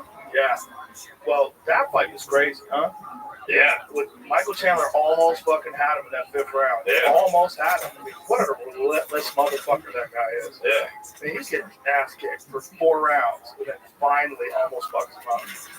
Yeah, it's crazy when it comes down to like, do or die mode, how many times it almost turns around. Mm-hmm. What's also crazy that a guy like him, who is pretty heavily muscled, and is just such a fucking training machine, that he has that ultimate gas tank, even in the 5th round, just explode. Like in the 5th round, he was going hard, which is why I always thought he was a super dangerous fight for Conor. Yeah, he almost seems like a better cardio, like Sean Shirk or something. Right. Well, Sean Shirk was one of the first guys who really did have crazy cardio. Did he? Yeah, I thought he was still for the time. Okay. He was a fitness fanatic, like a conditioning fanatic, but like so was there's a few guys like Rich Franklin was like a fitness fanatic too. Like they dedicated a significant amount of their time just to strength and conditioning, so they had this like ultimate gas tank. But like with Rich Franklin, the problem was his skill level was never going to compete with Anderson Silva. Anderson Silva was just a god at the time. In his prime, he was like 34 years old. He was fucking unstoppable. He was He just has so athleticism differential between everyone. Yeah. It was skill too. It was like he had the ability to let punches get right here, and he would just move his head slightly and then bang, crack you. All your momentum is coming in, and he would counter you. And he was just so skillful. He was like a computer. Got camping First now. minute of the round, first fight, like first round of the fight, you would see him moving around and just like trying things on you and just sort of downloading your movements and what you're capable of. See you swing, like, okay, I got that. Okay. I'll do a little of this. I'll kick him a couple of times. And then by the end of the night, he's like, okay, motherfucker. And then you'd see him like the Yushino Kami fight is a great example of that. By the end of the first round, he head kicks him, drops him, he just starts tuning him up. Just he gets what you can do. He's like, and then he just starts turning it on. Yeah, some of those fights back in the day just felt like taking time off for whoever he was facing. Yeah. People forget. The thing about fighters when they fight past their prime is you get these guys like Anderson, they're fighting in their 40s, and you remember them for their later fights. Yeah. You don't remember them when they were unstoppable. Like when Anderson was in his prime, he's one of the greatest fighters that's ever been. Oh, yeah. Have you seen that UFC interview where they like accidentally showed the thing with like HGH in the background? He opened his fridge. What are you eating? Oh, I'm eating growth. He's fought for some dumb shit too, if I recall correctly. Well, did you ever see his coach, his weightlifting coach? Probably when I was looking into it, but The dude was like 65 years old and built like Joel Rivera. Oh my god. See if you can find Anderson Silva's strength and conditioning coach. I mean, there was no way. There's just no way. That guy knows what to take. Yeah. There's no way. He's in his 60s. Fucking jacked. I mean, just super jacked. Like, that's him. Oh, yeah. It's so cold today. Good job. I mean, look at Well, that. you just gotta stay comfortable. Yeah. Tainted supplements likely cause a failed test, not what's in my fridge. Look at the size of that guy in his 60s. So, obviously, he knows what to take. That guy knows some stuff. so Chandler, you said good match for Connor. Is that ever happening? I don't know if Connor's doing that. What's happening with his, he just got like the civil suit Yeah. or whatever, and he's being dropped by all his companies or something. Yeah. I don't know the real details of that case. I know his version of it and her version of it and what played out in the court. But the reality is that guy's partying, and he's partying real hard. And he talked about it in the court case. He's talking about cocaine. Like, there was the whole thing that we were all doing cocaine. Dude, some of his interviews, you can tell he is out of it. He's allegedly. He seems at least excited. Dude, have you seen the Jake Gyllenhaal and Connor interview for Roadhouse? He's just fucking tweaking the whole time. He's like, and Jake's just like, yeah, I can't imagine he wasn't thinking, what are you doing? Right, Yeah. right. It's funny. Shane Gillis has a great bit about Conor McGregor in Roadhouse. He goes, Conor McGregor basically played a coked out Conor McGregor in Roadhouse. And Shane does like a Conor impression, so it's fucking hilarious. Like, I mean, he likes coke. Yeah. So I think there's another issue to talk about, and that is that a lot of fighters, when they've sustained a significant amount of damage over the course of their career, and there's no way to not get that, right? So we've all seen Conor getting beat up and knocked out. We've seen Conor's sparring footage. He spars pro boxers. He's sparring elite fighters. You're getting hit in the head a lot.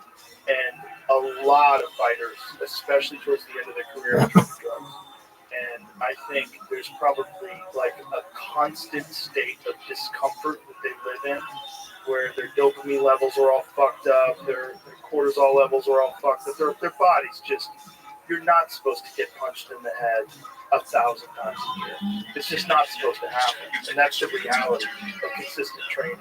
So if you think about consistent training, like say you and me are sparring, and we meet at the gym 3 times a week, and we spar 3 times a week. And let's say we spar 5 rounds 3 times a week. 5 rounds of 5 minutes each. You might hit me 15, 20 times a round, and then we're doing that 3 times a week, and we're doing that over and over and over again. And it's not even, this is the thing, people say, oh, you spar light. Sure, sparring light is important, but subconcussive trauma to the head is what causes soccer players to get CTE. Now, soccer players are getting CTE from a soccer ball. I've bounced a soccer ball. I played soccer when I was a kid. That doesn't hurt. But that thump, that's giving you CTE. People who ride jet skis get CTE. Wow. Do you know that? No, I didn't. My friend Mark Gord, who is an expert in traumatic brain injury, and he works at the Wounded Warrior Foundation. I think he works with them. He works Angel Warrior Foundation. He works with a lot of veterans that suffer from CTE, and he uses a lot of hormone replacement to help them. A lot of it is damage to the pituitary gland. Your endocrine system gets fucked up from breaches, explosions, blown up in IEDs, all those kind of things. Like those guys are fucked. Like the inside of their brain is fucked. There's a bunch of different therapies they apply to that, but the bottom line is that it's not just getting knocked out. It's just getting thumped a lot. Yeah. Just thumped in training. So if we're sparring, we're friends. If we were sparring, I wouldn't hit you hard. I'd hit you like that. I wouldn't try to kill you. I'd hit you like that. But that over and over again, you're going to get brain damage. Fact. No ifs, ands, or buts about it. Think about all those camps, all those rounds, all those times you sparred. And not just sparred that way. How many collisions? How many times I've been collided with doing jiu-jitsu? You accidentally butt heads. You accidentally take a knee to the head. You accidentally take an elbow to the head. It's constant. So you've got consistent trauma to your fucking dome over and over and over again. And then you get a little bit of coke, and you're feeling good again. Yeah. I bet, you get addicted to it. And the guy obviously likes extreme things, right? Which is why he's such a great fighter. They're wild people. That's why John Jones like cocaine too. They're fucking wild people. They want to fight. They want to fight in a cage for a living. That's how they literally feed themselves, by beating the fuck out of skilled people. Yeah, I can imagine something like the brain cell death that literally occurs could almost result in a perpetual state of you now need drugs to achieve like baseline even to feel normal. Yeah. There's a drug I didn't mention earlier, but it's worth mentioning. You said what's not being tested for it's useful. In fighters, something called cerebrolysin is used to offset brain damage after fights, and not being tested for by WADA yet. And how does it work? It's like one of the only sources of active NGF and BDNF that you can actually get an effect out of seemingly. So, like, brain-derived created the NS, but it's something that could be basically grow new brain cells, essentially, or offset deterioration as well after fighting. Why would you not let people take that? That seems like that should be standard. That should be given to everybody, like vitamins. Yeah, it's the pipeline of it getting through a clinical, like getting a clinical application. It's still in experimental phases, so I can see why it hasn't been getting widespread recognition. And for all we know, it's not going to prove to be super effective, but at least anecdotally, from people I know who've used it, highly effective for neurogenesis. Yeah, but what about somebody who doesn't? Yeah, tough call. I think that might work. Right? Yeah, a lot of people, even nowadays, are exposing themselves to things that make them stupid, too. So it might even become, an adjunct kind of like preventative therapy. Right. Yeah, sure. And it's like sometimes not even purposefully that you're doing things that make you stupider. It's just like what kind of things would you describe? I don't know. Like if you have kids, you're never getting good sleep, or you're somebody who's constantly on stimulants, which you could argue is bad lifestyle or whatever. But there's certain things that are going to kill brain cells and just aging in general. Have you seen the studies on creatine and performance with sleep deprivation?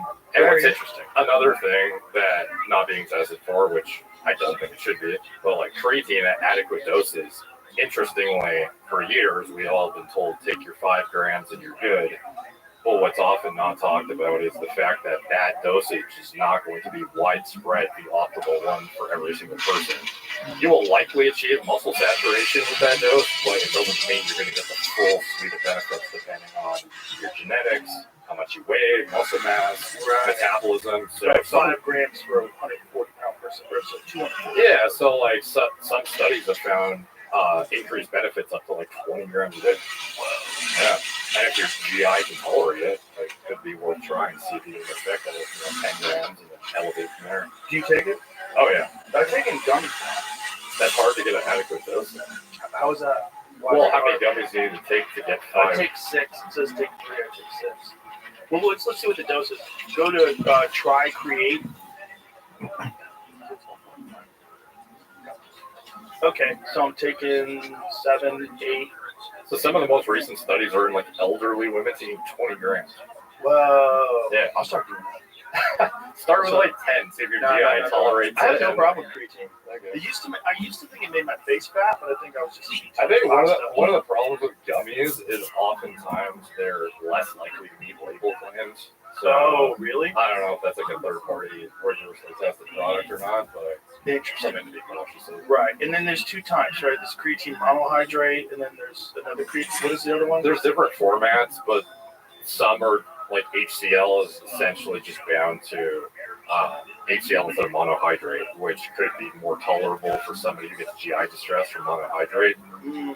Thought to be, water solubility and other things, but in general, monohydrate is the one that has the most literature supporting it. Is tried and true. It's cheaper, easier to access. Isn't there some other stuff, H something that you take in combination with it? Butane, HCl, maybe. What the hell? HMB. HMB, yeah, that's it. What is that? That's I believe a metabolite of leucine, which is like very basically stimulates mTOR. So could be useful for I think people who are not getting a sufficient amount of protein in their diet and need something to stimulate mTOR for adequate muscle protein synthesis. So like I don't know, older people who don't get enough protein, for example. Right. It has shown efficacy. It's just the situations and contextually where it is the most effective is going to be somebody who is not eating enough protein. But it's like how many people are eating enough protein as well. Right. Yeah. Some studies have found that, upwards of 1 gram per pound of body weight per day could be beneficial.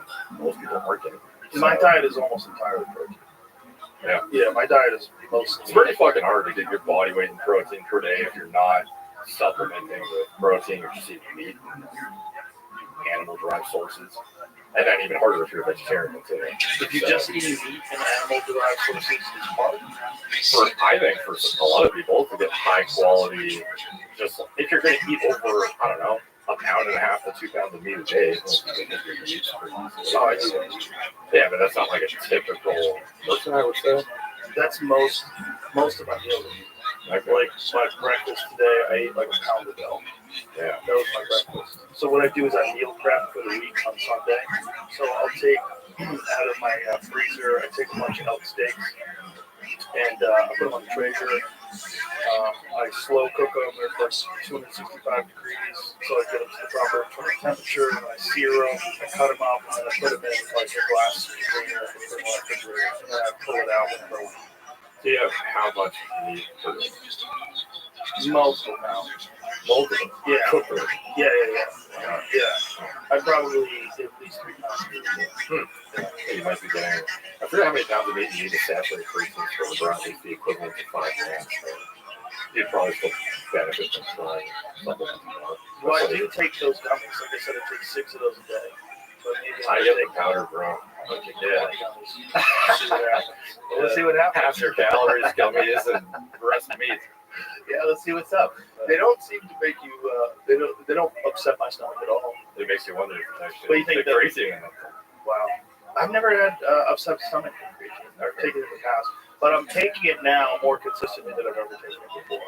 Because with the gummies, it's so easy. I keep it in the gym. I just bust it open. Yeah. Eat some of them. Yeah, it's They taste good too. one of the most slept on supplements for sure. I think it kind of got, I don't know, like not as much attention as it deserves. Maybe more recently it's gotten a bit more hype because of some of the literature around its cognitive effects and whatnot. But it's like super useful for a myriad of things. What is the mechanism for giving you cognitive enhancing benefit? I think it's thought to be like local energy production in the brain. So some people genetically or as they age or what have you have deficiencies in the capacity to produce ATP, and if you can backfill it with like a readily available source of phosphocreatine, then you could basically get it to baseline of where it should be. It makes you wonder, like people that are on a vegan diet, like what are their creatine levels like? Oh, not good for sure. There's no way, right? No, it's impossible. Even if you're somebody who eats a lot of meat, you might think you're good, but unless you're eating multiple pounds a day, it's unlikely that you're saturated in stores.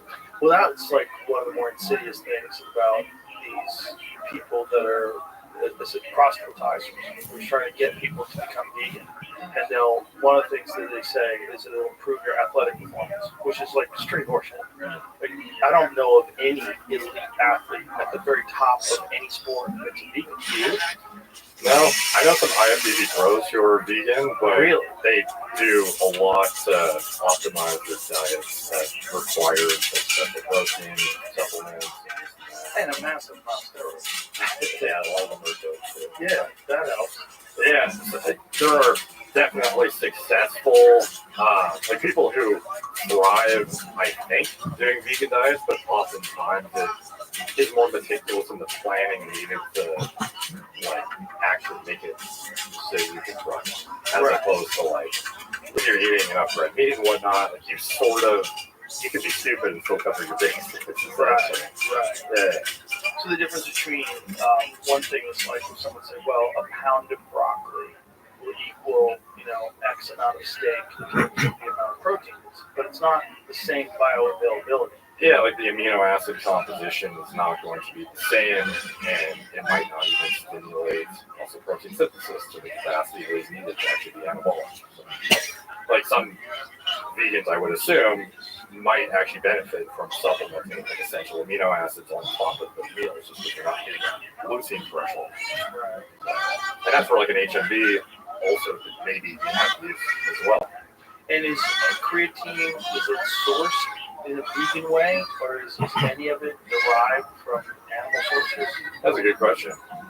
I'm not sure, but if you can make testosterone from soy, Right. I think creatine you can probably get. It's pretty crazy what they can synthesize. Oh, dude, yeah. You would never think that's where you get it from. Yeah, well, it just takes so many brilliant people with so many different capacities to create like all the stuff that we have available right now. Yeah, like some dude like took a fucking yam and was like, hey, these chemicals look similar to these chemicals that we like make in solids. Like, Yeah. let's tweak it and like make it, let's sell it to people as testosterone. Yeah, I don't even know. And it works. Yeah. That's what's nuts. It's like super effective. Yeah. Yeah. It's very strange that it's also kind of derided. That like people like look down upon it. Like, why would you look down upon anything, especially if you're an older person? Why would you look down upon anything? It's gonna make you feel better. Yeah. No, I think more awareness is coming to it, but also in women or HRT, which is, you can argue, even more of a necessity than, at least with men, a lot can maintain residual hormone production to some capacity that could sustain good health long term. But with women, once you get menopause, you are guaranteed to have like a complete cessation of estrogen and progesterone production, to where you are guaranteed putting your brain and heart in danger if you don't replace the hormones. Yeah. So it's almost like, I don't know, like unwinding some of the shitty information that was put out decades ago. That's the thing for women. There was a lot of shitty information put out about hormone replacement. Yeah, it's I think it was the Women's Health Initiative. They had some study that showed like a relative risk increase in breast cancer or something to the tune of some negligible and significant amounts. And they were also using synthetic drugs as opposed to bioidentical. So it'd be like the equivalent of me putting you on DECA and then being like, oh, well, you got cancer, so testosterone sucks. Right. Yeah, which is fucking ridiculous. So they were using like horse piss derived estrogens or something, and then like some shitty progestin, and determining, oh, HRT is bad because of some also relatively increase in cancer risk, which at least to date in bioidentical hormones we have not seen play out, and the upside far outweighs the risk seemingly that we can see right now. It's just not really permeated the I don't know, like masses yet. Well, think about how many people on testosterone replacement therapy and how few of them we know have problems. I don't know of anybody that has problems. I know of so many people that have been enhanced by it. They feel so much better. They have so much more energy, more life. Yeah, it's super impactful, and for women too. Like no more hot flashes when you're sleeping. Your bones aren't going to degrade at the same rates. Like your brain is not like Alzheimer's rates in women are 2x that of men. Really? Oh, it's definitely intertwined with menopause shutting off the hormones. Yeah. That's what's fun. When you hear about studies that, like, you know, when the sugar industry funded those studies to demonize saturated fat because they were trying to say saturated fat was causing heart attacks and not sugar. When you see about, and I think they only paid them like $50,000 or something crazy. So it's Oh my 1960s. God. You don't know that? Well, I didn't know it was $50 I'm grand. pretty sure it's like That's fucking $50,000, and it ruined everybody. Not that if it was a bigger amount of money, it would be fine. But I mean, it's just shocking It how would make little it was. sense if they paid him $50 million. You'd be Yeah. like, well, you know, Yeah. you're unethical, but hey, if somebody offered me $50 million, who knows what I would do? No, $50,000, and these motherfuckers ruined people for decades Some and dildo decades. wanted a Porsche and just ruined more the fucking Yeah. food dearly. Well, it's like there it is. Yep, there it is. 50 years ago, sugar industry quietly paid scientists that wound up paying approximately $50,000 in today's dollars for research. So it's even less than $50,000. So it's $50,000 today. So 50 years ago, that's probably 10 grand. Yeah. They paid them 10 grand. These motherfuckers ruined everyone's health. Got people taking margarine, being scared of butter and eggs and meat. Crazy. So your diet is just meat. Yeah, mostly. What about fruit? I eat fruit. Yeah. Yeah, I love Because fruit. you've been like cycling back and forth between. I like fruit before I work out. I like fruit after I work out sometimes. You know, I like fruit, but I very rarely eat vegetables unless I want to. Yeah. Like if some asparagus and it's looking good, I'll have some asparagus. You know what I mean? Like if I see some Brussels sprouts, I eat it for taste. Yeah. Sort of like, I think of it like pasta, except not as bad for you. I think of it as like, oh, that would probably taste good. I like to eat some of that. I don't think of it as like, this is like nutrition and fuel. So when I eat for nutrition and fuel, it's eggs and steak. Yeah. That's 90.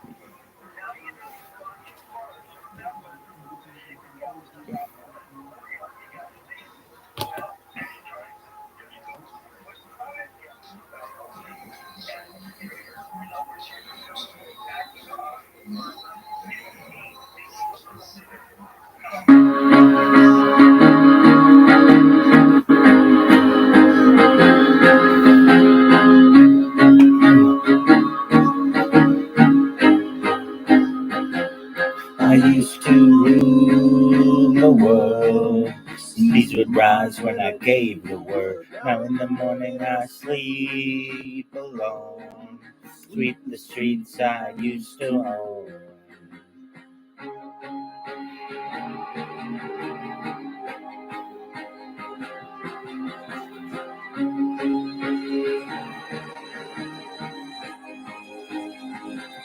I used to roll the dice, feel the fear in my enemy's eyes, listen as the crowd would sing.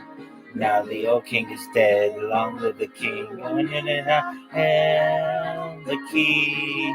Next the walls were closed on me, and I discovered that my castle stand upon pillars of salt and pillars of sand. Here Jerusalem bells are ringing, Roman highway choirs are singing. Remind me of a sword and shield, and missionaries in a foreign field.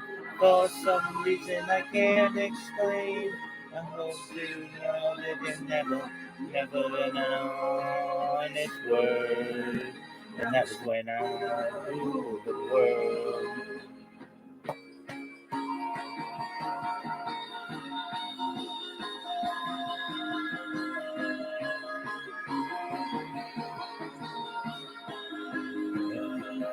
It was a wicked and wild wind blew down the doors to let me in. She shattered windows and the sound of drums.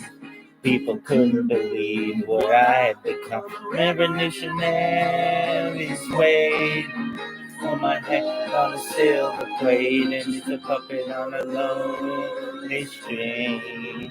Ah, who would ever wanted the king? Jerusalem bells are ringing, Roman cavalry choirs are singing. Be my mirror, my sword and shield, and missionaries in a foreign field. For some reason I can't explain, I know Peter will call my name, and then the world is word. But that was when I knew the world.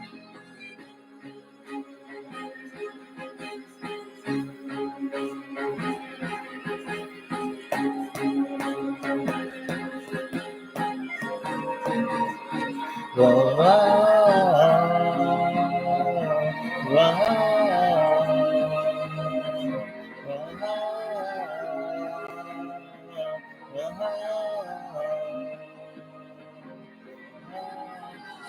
Jerusalem bells are ringing, Roman cavalry choirs are singing.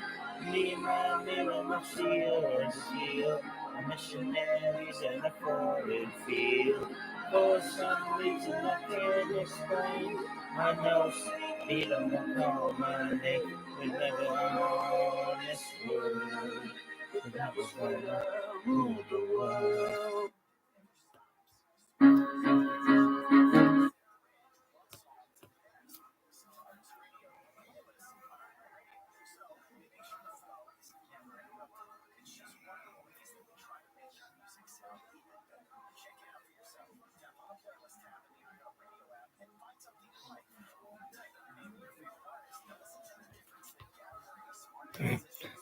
What's that band? Give me good lovin'. I love this song. Crazy Elephant.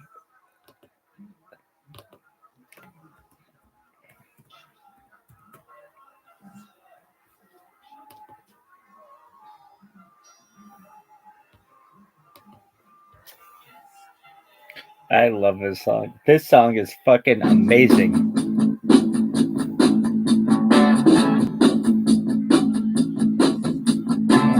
From Atlanta, Georgia, to the Gulf Stream water, up to California, I'm gonna spend my life by running night and day. I say, give me good loving every night. And give me good loving, make it alright.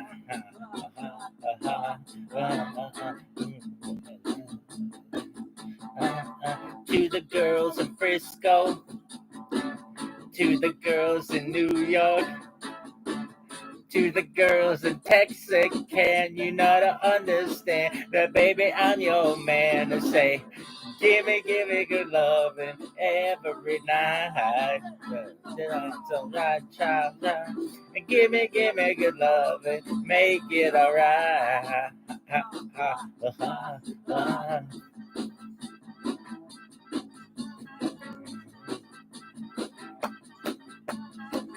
Crazy elephant.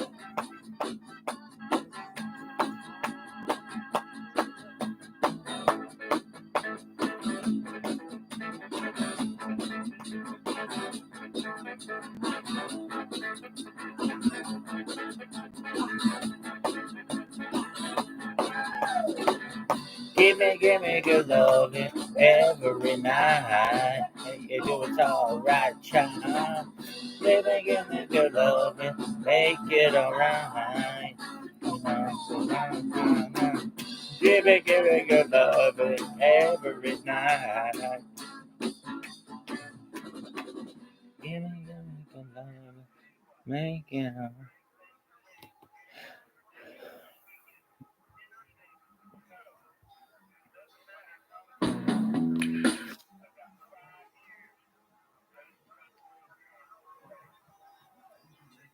Shout out to you, though.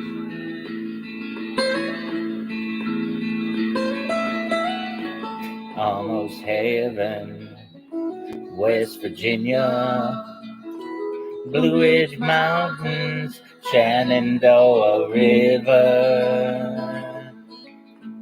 All of it's gold there, older than the trees, younger than the mountains, growing like a breeze. Country road, take me home to the place I belong. Israel, Mountain Mama, take me home, country road. All my memories gather round her, miner's lady, stranger to blue water. Dark and dusty, painted on the sky, misty taste of moonshine, teardrop in my eye. Country road, take me home to the place I belong. Yes, Israel, Mountain Mama, take me home, country road. I hear the voice in the morning, how she calls me. Radio reminds me of my home far away. When down the road I get a feeling that I should have been home yesterday. Yesterday, country roads, take me home to the place I belong. Yes, Virginia, mama, take me home, country road, country road, take me home to the place I belong. Where in your Mountain Mama, take me home, country road, take me home, country road, take me home, country road.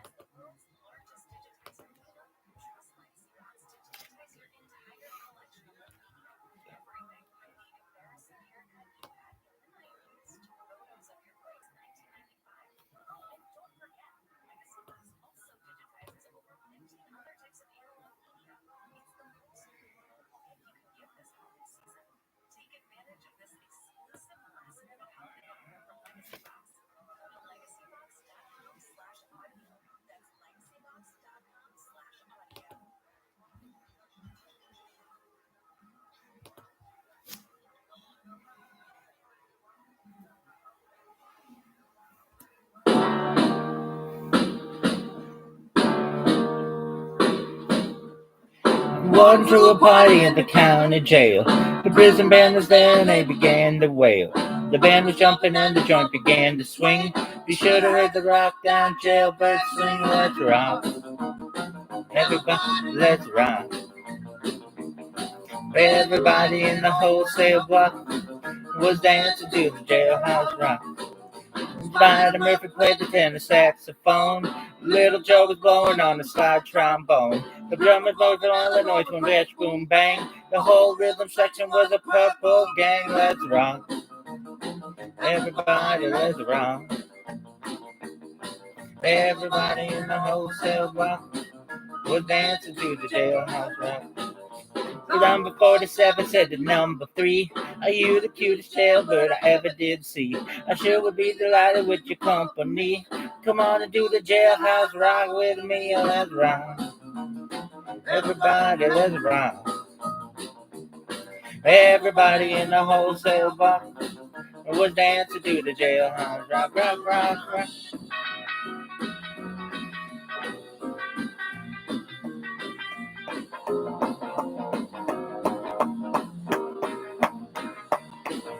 Sad sack was sitting on a block of stone. Will we're in the corner weeping all alone. The Lord said, hey buddy, don't you need no square? If you can't find a partner, use a wooden chair. Let's rock. Everybody, let's rock. Everybody in the wholesale block was dancing to the jailhouse rock. City, city, city, for heaven's sake. We're on the big mountain just to make a break. But Glory said the shit, he said, Nix. I want to stick around and while I get my kicks. Let's rock. Everybody, let's rock. Everybody in the wholesale block we're dancing to the jailhouse rock. Dancing to the jailhouse rock. Dancing to the jailhouse. What time is it in Manila? In the words and you brought on my brain. Thinking love is a man insane. You've been away on the what a thrill. Shooting is a great balls of fire. No, that's not what we wanted. That's not it. It's a great song. That's not the original.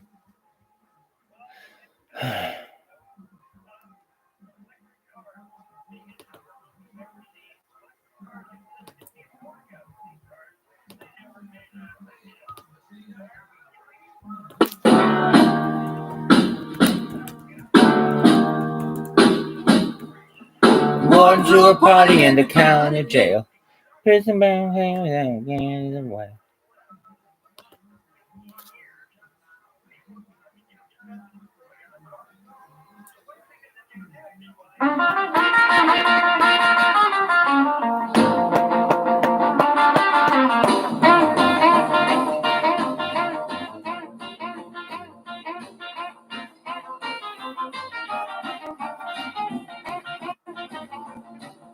Deep down in Louisiana, close to New Orleans, we're back up in the woods among the evergreens. There stood a log cabin made of earth and wood, where lived a country boy named Johnny B. Good, who never ever learned to even ride so well, but he could play a guitar just like a ringing a bell. Go, go, go, Johnny, go, go, go, Johnny, go, go, go, Johnny, go, go, go, Johnny, go, go. Johnny be good. He used to carry his guitar in a gunny sack and sit behind the tree of the railroad track. Oh, engineer could see him running in the shade, strumming to the rhythm that the boys were made. People passing by, they'd stop and say, oh my, the little penny country boy can play. Go, go, go, Johnny, go, go, go, Johnny, go, go, go, Johnny, go, go. Go, Johnny, go, go. Johnny, baby. Yo, dog, whose turn is it?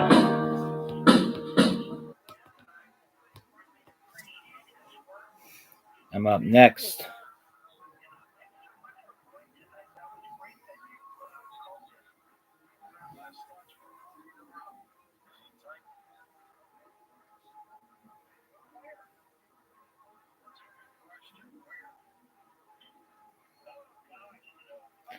Killing me softly with his song.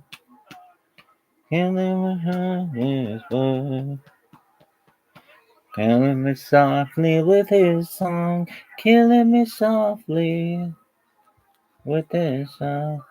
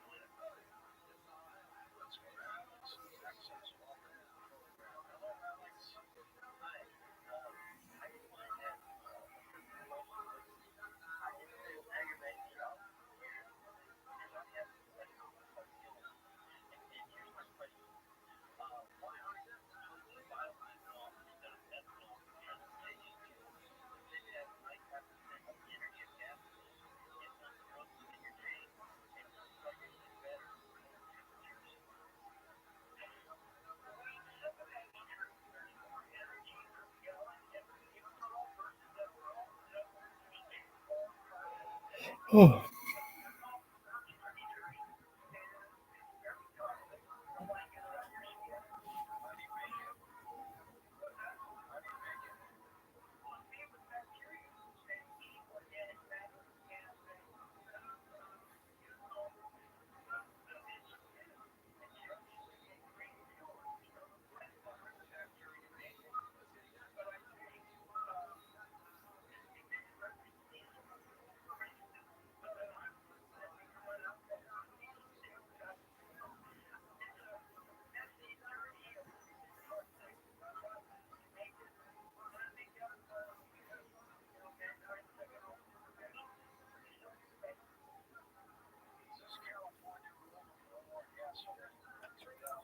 That was absolutely beautiful. If you don't know who I am, I'm Rabbi Rothschild. It is an absolute privilege to be with all of you. This is Elvis Presley, Jailhouse Rock.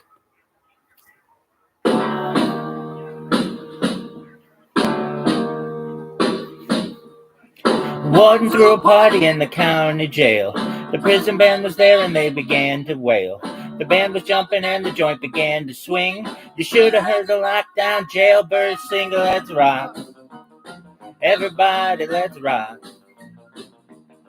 Everybody in the wholesale block was dancing to the jailhouse rock. Spider Murphy played the tenor saxophone. Little Joe was blowing on the slide trombone. Born in Illinois with Pesh Boom Bang. The whole rhythm section was a Purple Gang. Let's rock. Everybody, let's rock. Everybody in the wholesale block was dancing to the jailhouse rock. Number 47 said to number 3, are you the cutest jailbird I ever did see? I sure would be delighted with your company. Come on and do the jailhouse rock with me. Let's rock. Everybody, let's rock. Everybody in the wholesale block was dancing to the jailhouse rock, rock, rock. Shout out to everybody. I hope you're having a good time wherever you are. Hope only good things for you and your family and your friends. Sad sack was sitting on a block of stone, way over in the corner weeping all alone. The warden said, hey buddy, don't you need no square? You can't find a partner, use a wooden chair. Let's rock. Everybody, let's rock. Everybody in the wholesale block was dancing to the jailhouse rock. Shifty head to the bugs for heaven's sake. No one's looking now, it's time to make a break. Bugsy said to Shifty said, they said, Nix, Nix. I want to stick around a while I get my kicks. Let's rock. Everybody, let's rock. Everybody in the wholesale block was dancing to the jailhouse rock. Dancing to the jailhouse rock. Dancing to the jailhouse rock. Dancing to the jailhouse rock. Dance. That was Elvis Presley, Jailhouse Rock. Thank you so much for the opportunity to sing. The next person may go.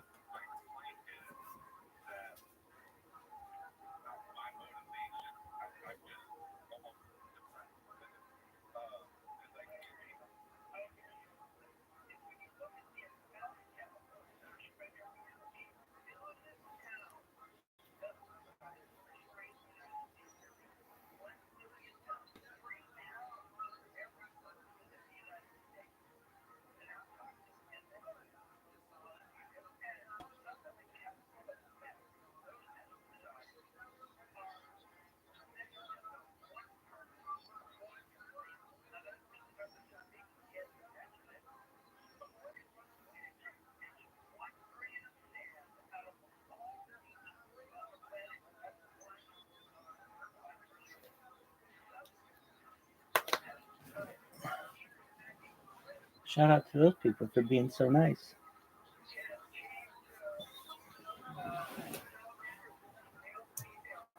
Plus percent of my diet. Have you been following the boxing gold medal debacle? And first of all, XY chromosome, case closed. Yeah. You have a fucking, and this is what the enhanced games do.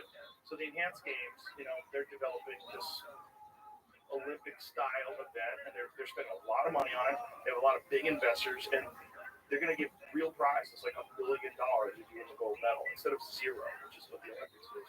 And I asked them, like, how are you going to address like trans athletes? And they said, I think we're going to do chromosomes. But yeah. Which is really the only way to do it politically correctly. Yeah. You don't say this is not a woman. You say, what are your chromosomes? Ma'am, what are your chromosomes? XY. Ma'am, you got to be in the XY box. Go over there. But I identify as a woman. Get over there. Get over there. Apparently, they used to do sex testing in the Olympics in the 90s, I believe. They stopped doing it, and then since then, it's been like these weird, nuanced scenarios with, is your testosterone level looking male or whatever, and it gets nuanced with the type of like disorder you have, because some are far more advantageous than others. And if this medical report that was leaked of this boxer is true, it's basically the worst offender of the disorders you could have, because it's basically like a 5-alpha reductase deficiency is basically just depriving your body of DHT. But if you have internal testes making testosterone, you still have the full functional capacity of a male to build muscle and bone, and the psychoactive effects and all of that. So yeah, bone size, heart size. Now to be determined, which I think that athlete should go get the testing to actually disprove it if it was true, or if it wasn't true. But they would have heard it. Yeah. Where there's smoke, there's fire. I think too many people are calling you a man. Like there's this one case of there was that runner who was castrosomania. Right. So that's a very different thing. No, that was like potentially the same thing. Really? Yeah. So XY chromosome? Had internal testes, XY chromosomes, 5-alpha reductase deficiency, and had the testosterone levels of a male because of the internal testes. And you might grow up thinking that you are female because you haven't had adequate sexual differentiation and maturation from the lack of DHT. So it's almost like the equivalent of putting a kid at birth on like a mega dose of finasteride or dutasteride, wiping out their DHT. So they still grow up with male level muscle development from the testosterone, but not sufficient masculinization to differentiate you and mature you completely from the DHT. Well, let's see what is the latest on this. So let's find out what is the leaked story on this boxer, and find out like has anybody analyzed this? Is there any conclusion that anybody's drawn? I don't think so. I think it's still, is the leaked report legit or not? And Or after 5, this is November 6th. Confirms Olympic boxing champion launching legal action over medical allegation. But this is just about the legal. I know. I'm just looking for any story about it, having updated information. This is the most recent story that's written. Anything else was from October. Where they're saying that She's also saddened by the abuse she has received. Do you think they'll go back and edit this if it turns out she's a man? He's saddened by the abuse that he's received. It was about the claims that they were stripped of their title, of their gold medal. Oh, so that's not true.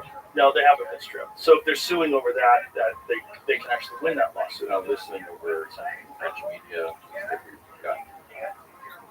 And I feel like the Olympic Committee probably has to lean into, the whole politically correct angle of it too, to not get the scrutiny of you let this person punch them in the head. Of course. Yeah, she'd never felt a punch like this. Yeah, so what? Of all sports too. Yeah. Fucking fighting people. Yeah, it's pretty crazy. But so what is the leaked report, Jamie? Find out what the leaked report of this person is. I understand what it has to do with it, but find out what the actual leaked report is. Like, what is the leaked report? I think it was the basically assessments of Internal testing. yeah. Okay, French journalist. But there's been multiple studies or multiple articles written saying that this person has XY chromosomes. That was a supposed failed gender eligibility test from some organization that International Boxing Association did not allow her to participate in 2023 World Championship after she failed gender eligibility test. But the International Olympic Committee did authorize her presence at Paris 2024. But here's the thing, is this, when they say the International Olympic Committee did authorize, what are they, by what? Yeah, this is the crazy thing, is apparently their criteria was that you are female on your passport. But it's like, if you look female at birth, you easily could if you have this disorder. So, Didn't Dylan Mulvaney change their passport to a female? Probably. Didn't they? Just find out, can you change your passport to female if you're transgender? I think you can. Yeah, I don't know if Dylan Mulvaney did it. I think that's such a low barrier too. Like, you just have like a fucking ID piece that says you're female, therefore we're gonna ignore testes. Yeah. Like, what the fuck? The whole thing is so crazy. This is one of the weirder aspects. The reason why people harp on it so much. Why is everybody so obsessed with trans? Because this is why. Because it's bizarre. No medical documentation. You do not need to provide medical documentation to change your gender marker. So this is for U.S. passport. You can select M for male, F for female, or X for unspecified or another gender identity. So you can have X on your passport. So no medical documentary. So I could be a female. I could just say I'm a female, show up with a full beard. Genetic marker you select doesn't need to match your gender under citizenship, evidence, or photo ID. See, the reason why this works is I don't know what's going on inside you. I don't know how you feel.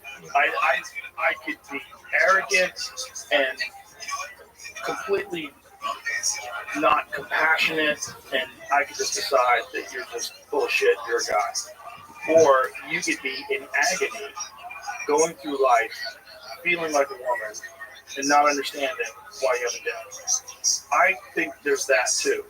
But like I talked about in my comedy special, perverts disappeared like the flu during COVID. Like they don't exist anymore. Like a guy in a dress who gets a hard-on going into the women's room is a woman now. They used to be psychos. It used to be like Norman Bates in the movie Psycho, dressed up like his mom, Silence of the Lambs, puts the lotion in the basket. It was like you wanted to make someone in a movie scarier. You put him in a dress. You took a psycho killer, you made him dress like a woman, like, oh, this guy's fucking crazy. And then somewhere, we just decided that doesn't exist anymore.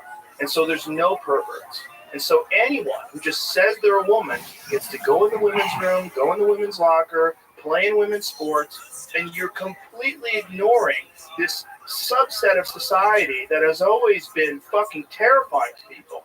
Creepy guys who dress up like women, who pretend to be women, are just perverts. They just want to sneak around women's room and smell their shit. There's people that are out of their mind, and you've given them a hall pass. Yeah, like I could empathize with somebody who didn't know and then became aware of it, and then once they became aware of it, they stopped competing.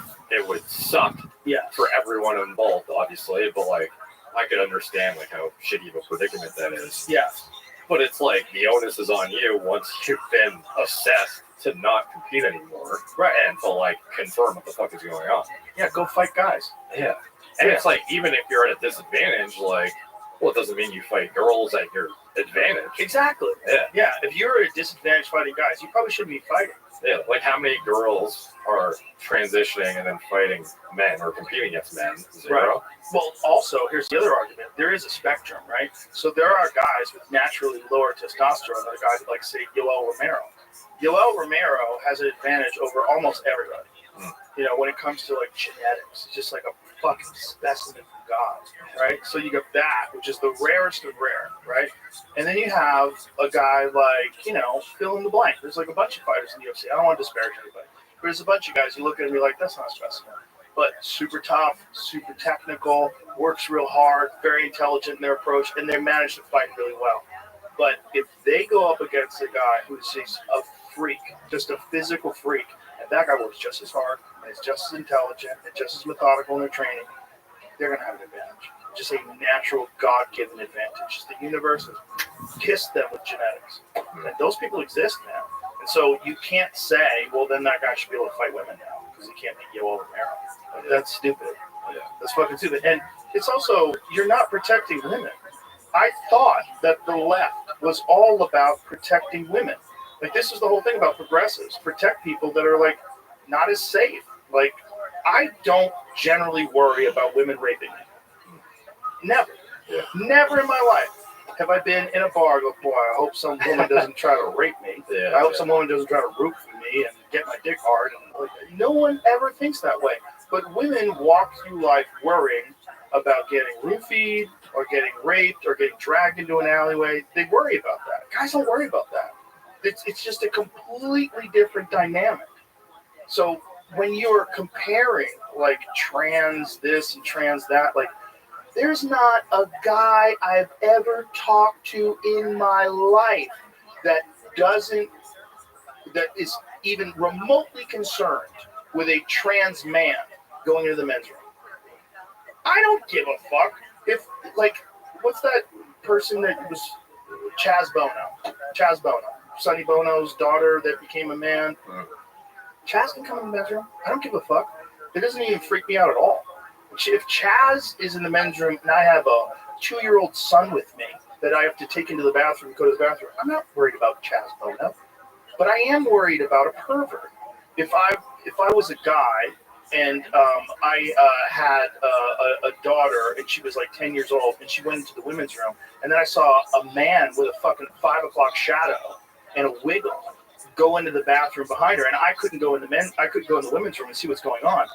I go, I don't know. That might just be a really kind person who identifies as a woman and happens to have a beard, or it could be a complete fucking psycho, which are real things. And by being this compassionate person, I'm supposed to ignore the reality of psychos. Yeah. That's crazy. Yeah. This is where it becomes like a cult. Like, this is where it becomes like you're indoctrinated into this very rigid ideology that you can't stray from at all.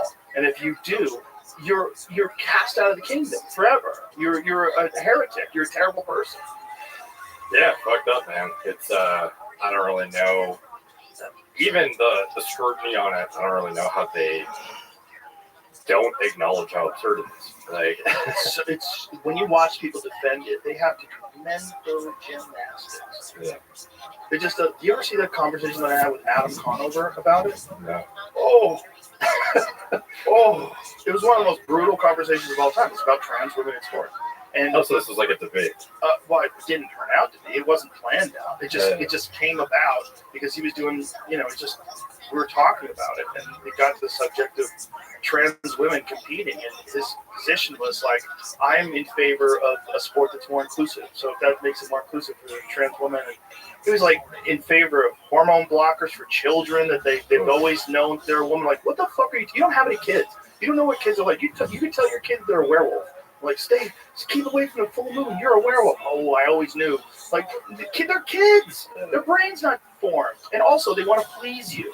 If you're I mean, how many fucking Hollywood psychos have trans kids?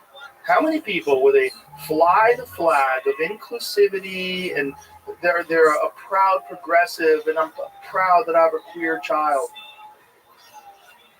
How much of that is your influence? Is it 0%? Because I bet it's not. I bet there's some sort of reinforcement of that. It's just like the numbers are so extraordinary. You have parents that have 3 trans kids. You're like, what? 3? What are the odds of that? And you're nuts. You're a nutty actress, and you have 3 trans kids. Oh, what's going on here? And you're not allowed to say it. If you say anything, you say, oh, this person who's clearly mentally ill might actually be mentally ill and might actually have Munchausen syndrome. You know, like they might be doing something terrible to their child because they're just fucking nuts and they want a trans kid, like so they can fly it as they can put their pride flag on their fucking front door and they feel like a better person.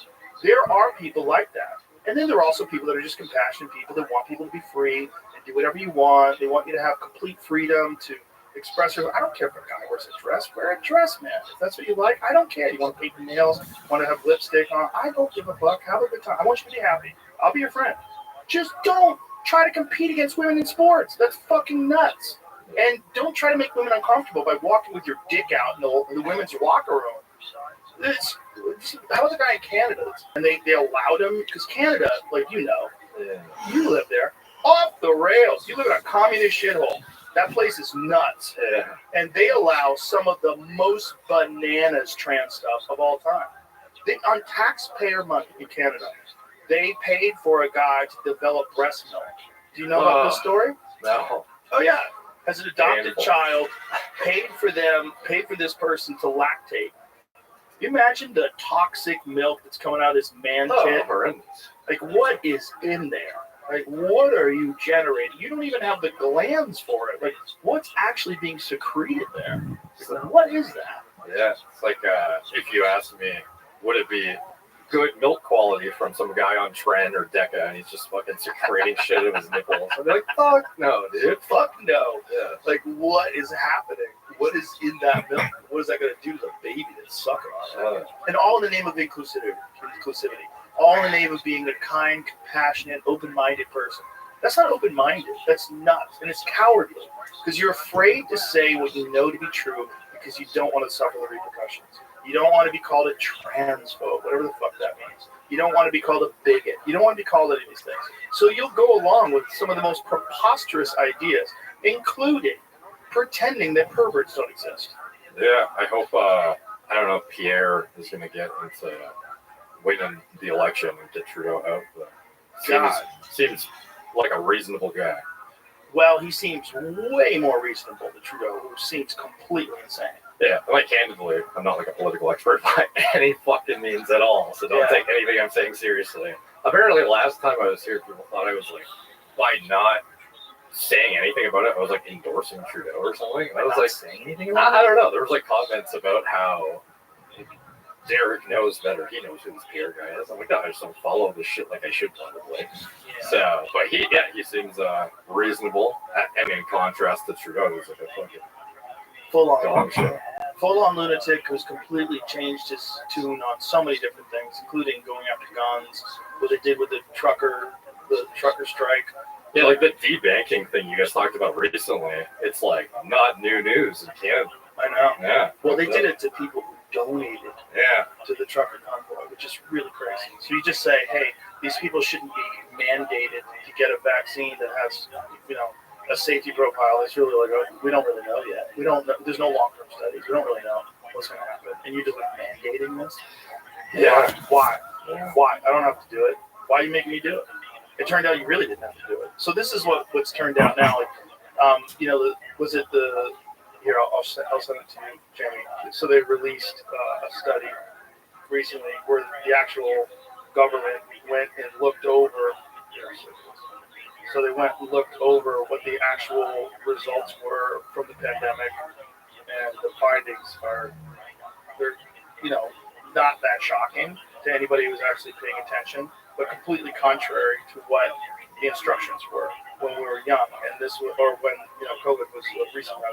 So COVID-19 This is the House released a 500-page report on COVID-19 pandemic. Key findings: COVID-19 likely originated from a lab-related incident in Wuhan, China. Crazy. You get banned from YouTube for saying that. Banned.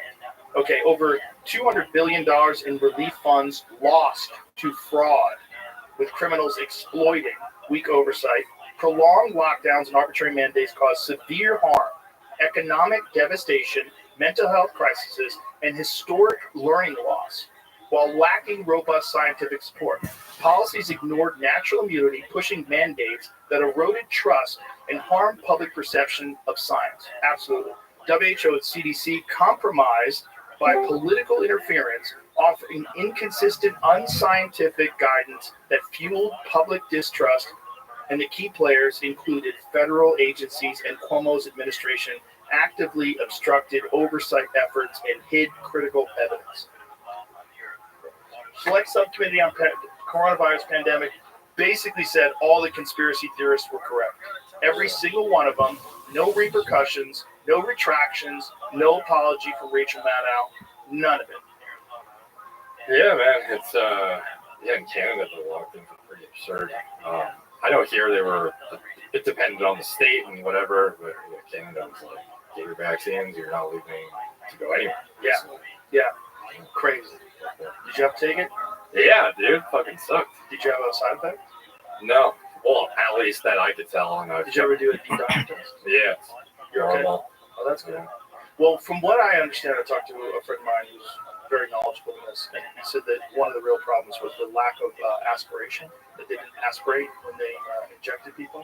Even when they did Biden on television, they just jammed that thing into his arm and shot it in there. So is it supposed to stay like local or something? It's supposed. The idea about it was it's supposed to stay local, right? It's supposed to stay local, but apparently there's been. If you talk to Brett Weinstein, a bunch of other people, there's a lot of debate as to whether or not it is ever local. That they've been able to find the evidence of the spike protein throughout the body. The issue, though, was if you didn't aspirate and you went right into a blood vessel. Ooh. So that could be the cause of myocarditis, all these different neurological conditions, all these different things. So the lipid nanoparticles and this vaccine gets in your system, your body reacts to it like it's being attacked, right? Well, if it gets to the heart, your heart doesn't heal, right? Which is why your heart doesn't get cancer. Your heart scars. Like your liver heals, your liver regenerates. You could lose half your liver. You know, you could donate half your liver to someone and it'll grow back in weeks. Yeah, livers are brilliant. It's nuts. Yeah. But your heart's not like that. So the heart scars over and it leads to enlargement of the heart, myocarditis, pericarditis. So this is the thought. This is what my friend told me, who's a very intelligent person, I want to name him. But he said that the real issue is that they didn't aspirate.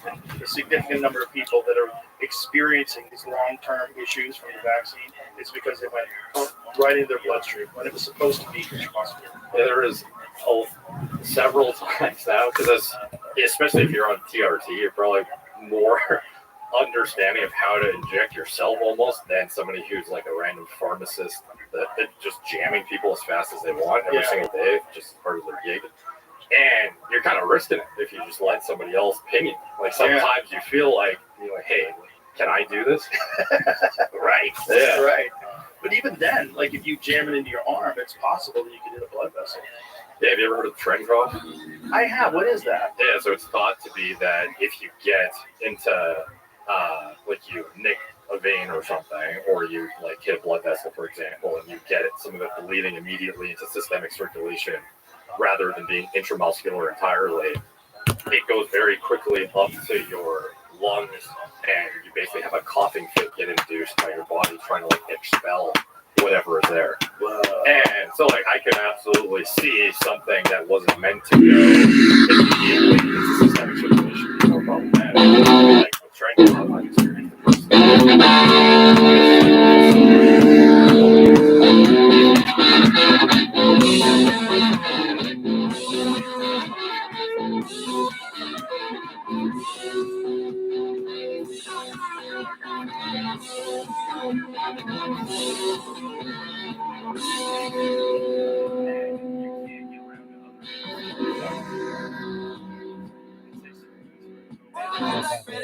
Oh, Black Betty, Black Betty had a child, the damn thing gone wild, said a word not a mile, the damn thing gone blind, said hello, Black Betty, whoa, Black Betty,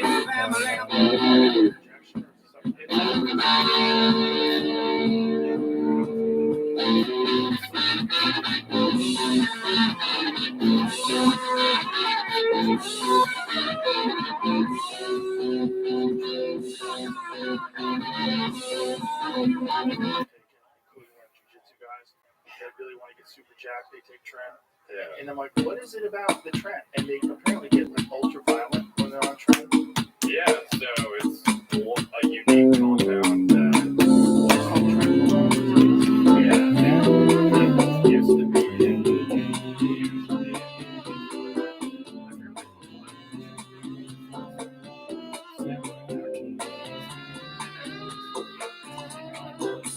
in life,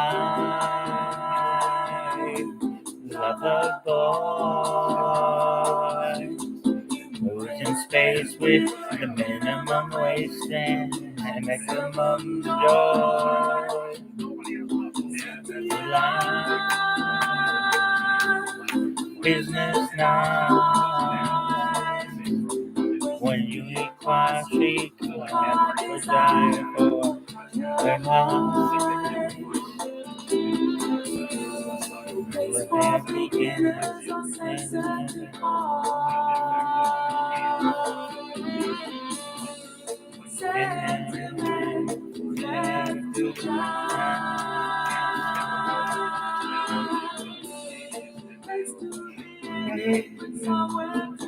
stop. No need to ask, he's a smooth operator.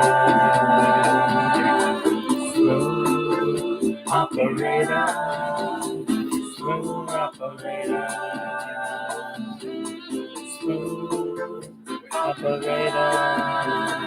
Coast to coast, LA to Chicago, Western Maine. Crossing off and up to Chicago, the folks say.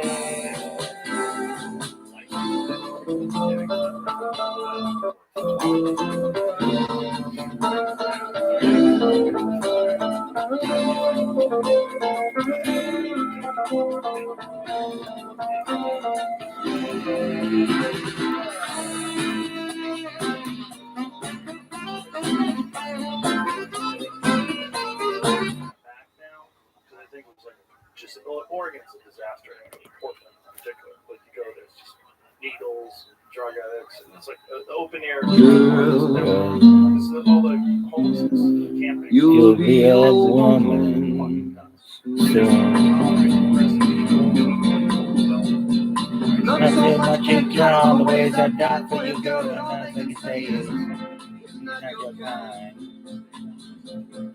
Better get tired of putting me down, and I never know when I come around. What I never find, don't make them make up your mind. Don't go, girl. You'll be a woman soon. Please, come take my hand, girl. You'll be a woman soon.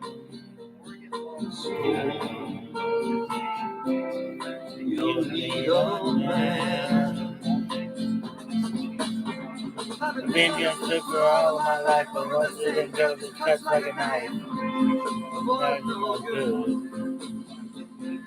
Maybe what we're looking for, but if we get a chance to live in show, sure they would. Baby, I've done all I could. It's up to you, girl. You'll be a woman soon. Please, come take my hand, girl. You'll be a woman soon.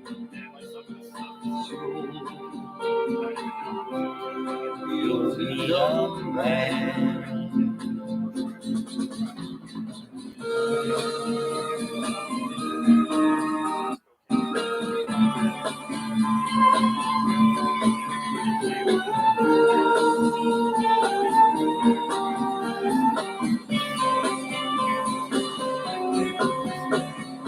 Girl,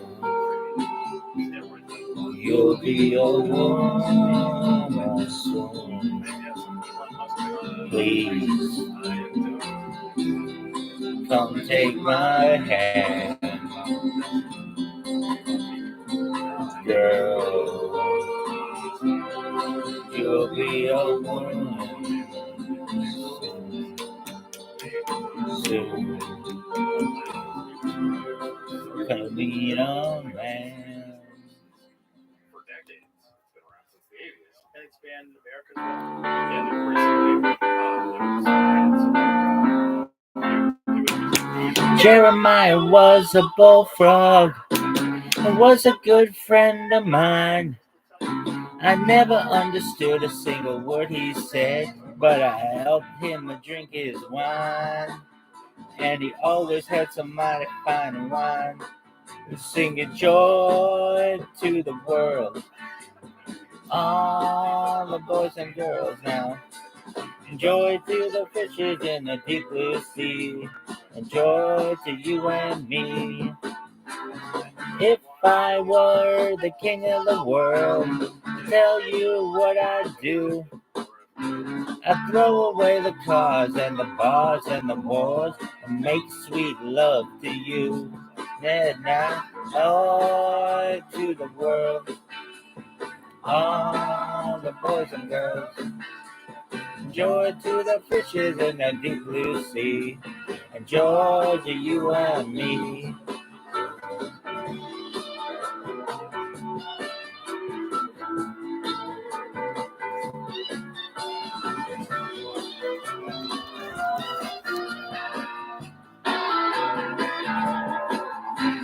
You know I love the lady.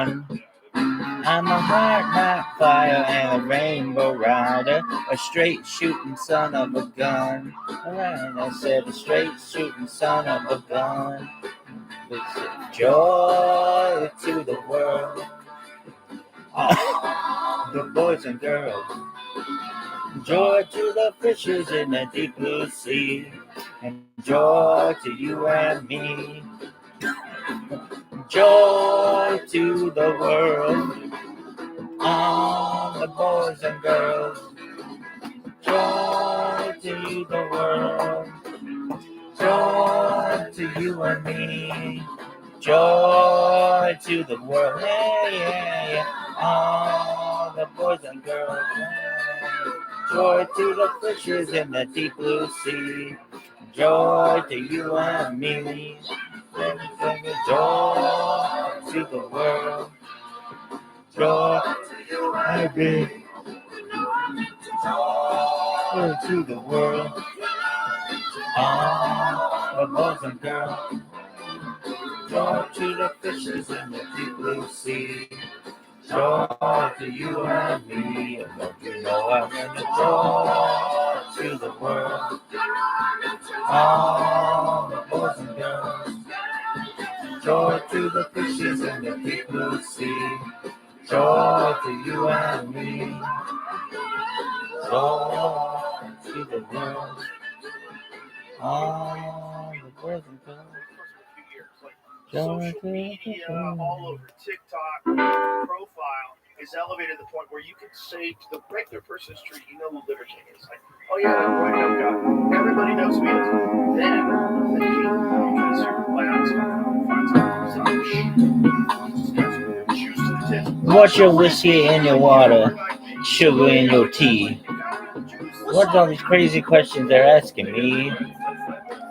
This is the craziest party that could ever be.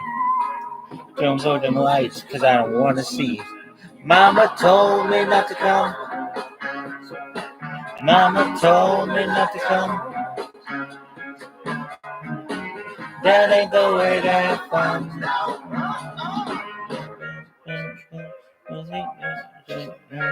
Radio in the window. There's some air into this room. I'm only going to struggle with the smell of stale perfume. And the cigarette you smoking, you can't be had to death. Women, I'm just to suck up, let me catch my breath. Mama told me not to come. Mama told me not to come. It ain't the way that fun. Son, that ain't the way that fun. So,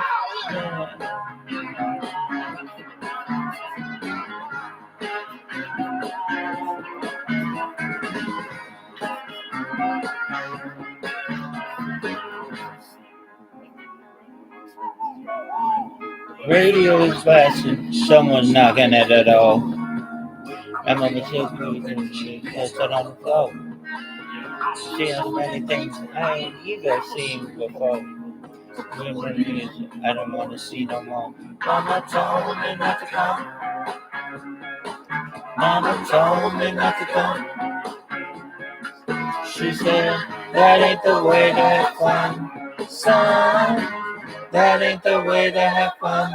So, Mama told me, Mama told me, Mama told me, told me, told me, Mama told me not to come. Oh, yeah, yeah. Mama told me, Mama told me not to come. That ain't the way to have fun. That ain't the way to have fun. Son, that ain't the way to have fun. People lose their shit, man, and they go into this world of paranoid fantasy and delusion, and it's horrible to see, especially if someone that you care about. It's really fucking weird.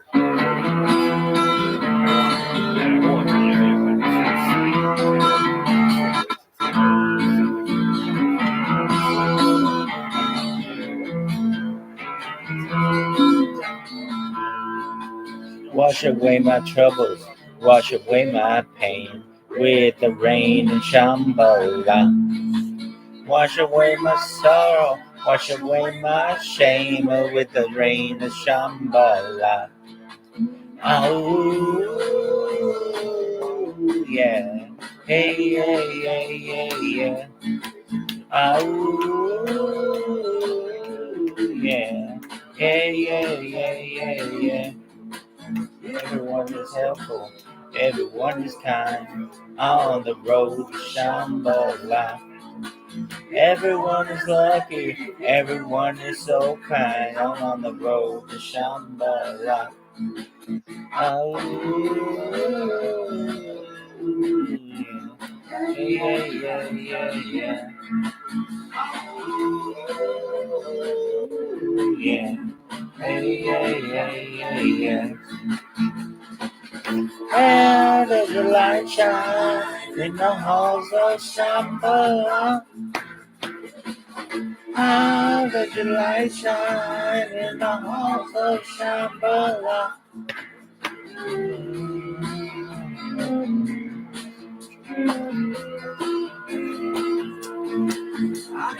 My sister, like the bubbles in their eyes, I'm on the road to Shambhala. I'm on the road to Shambhala. Oh, yeah. Hey, yeah, hey, yeah, yeah. Oh, yeah. Hey, yeah, yeah, yeah, yeah. How does the light shine in the halls of Shambhala? How does the light shine in the halls of Shambhala? And how does the light shine in the halls of Shambhala? Tell me, how does the light shine in the halls of Shambhala? Oh, yeah. Hey, yeah, hey, yeah, yeah. Oh, yeah. Hey, to Shambhala. Yeah. Hey, to Shambhala.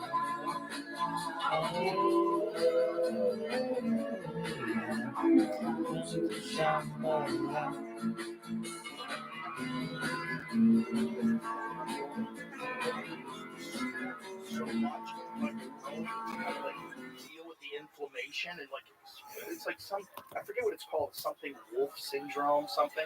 So they had to cut his leg, cut his fucking tibia bone, and shift it down so that it's flat, so they can run flat bone on bone. Dude, it's madness. It was even more madness. You guys would get your tibia smashed open and fever and get You're can we find that one? dude, if they're Damn, gonna who's this? What is it called? Yeah, it's Russian thing. Yeah, I think it was on social media for a while, and Come back, girl. I was actually in the Look. last year. If you had One one shot, shot, damn, you are beautiful. one opportunity, Opportunity. She's everything you ever wanted. one moment You are beautiful. to capture it. Let it slip. Yo, His down is sweaty, knees weak, arms are heavy. There's vomit on his sweater. I read it. Mom's spaghetti. He's nervous. But the surface, he looks calm and ready to drop bombs. But he keeps on forgetting what he wrote down. The whole crowd goes so loud. He opens his mouth, but the words won't come out. He's choking out. Everybody's joking now. Announcement out. Time's up. Over. Blow. Step back to reality. Oh, there goes gravity. Oh, there goes gravity. Joke. He's so mad, but he won't give up that easy. No, he won't have it. He knows he's go back to these roads. It don't matter. He's dope. He don't matter. He's broke. He's so stagnant. He knows there to this mobile home. That's when it's back to the lab again. Yo, the whole rhapsody. Better go capture this moment and hope you don't lose yourself in the music. The moment you own it, you better never let it go. You only get one shot. Do not miss your chance to blow. This opportunity comes once in a lifetime. You gotta lose yourself in the music. The moment you own it, you better never let it go. You only get one shot. Do not miss your chance to go. This music comes once in a lifetime. The soul is escaping with the hole that is gaping. This world is mine for the taking. Make me king as we move toward a new world order. A normal life is boring, but superstar is close to postmortem. It only grows harder. Only grows harder. He blows it all over. His hose is all on him. Coast to coast shows he knows he's the globe charter. Lonely roads got him. He knows he's doing farther than home. He know him father. He goes home and barely knows his own daughter. The hose knows because he goes to cold water. The hose don't want him no more. He's old product. Smoke, knows the whole nada. So the soap opera. You don't pose the supposed soul partner, but the beat goes on. You better lose yourself in the music. The moment you own it, you better never let it go. Oh, one shot, not miss your chance to go. The good that it comes once in a lifetime. You better lose yourself in the music. The moment you own it, and never let it go. Oh, never then one shot. Do not miss your chance to go. This opportunity comes once in a lifetime. You don't know games. I'm change what you call rage. There's motherfucking roof off like two dogs change. I was playing in the beginning, the mood all changed. I've been chewed up and spit out and mood on stage. Living kept around right in the next cycle. Best believe somebody's paying the Pied Piper. All the pain inside amplified by the fact that I can't get by with my 9 to 5 and I can't provide the right type of life for my family. Cause no, you know, this man's going with diapers. And there's no movie, there's no Mackay Pfeiffer. This is my life, and these times are so hard, and it's getting even harder to be the man of MC. Plus, the teach out is bigger between a father and a prima donna. Baby mama drama screaming on the much for me to want to stay in one spot. Another day of monotony on me. You're the point, I'm like a snail. I've got to formulate a plot, or end up in jail, a shot. Success is my only motherfucking option. Failure's not. Mama, love you, but this trail has got to go. I cannot control the sail of life. So we always just try feed, fail me not. This may be only opportunity that I got. You better lose yourself in the music the moment you own it. You better never let it go. Oh, only one shot, not miss your chance to go. The opportunity comes once in a lifetime. You better lose yourself in the music the moment you own it. You better never let it go. Oh, only one shot, not miss your chance to go. This opportunity comes once in a lifetime. You better. Team Cinnamon too, man.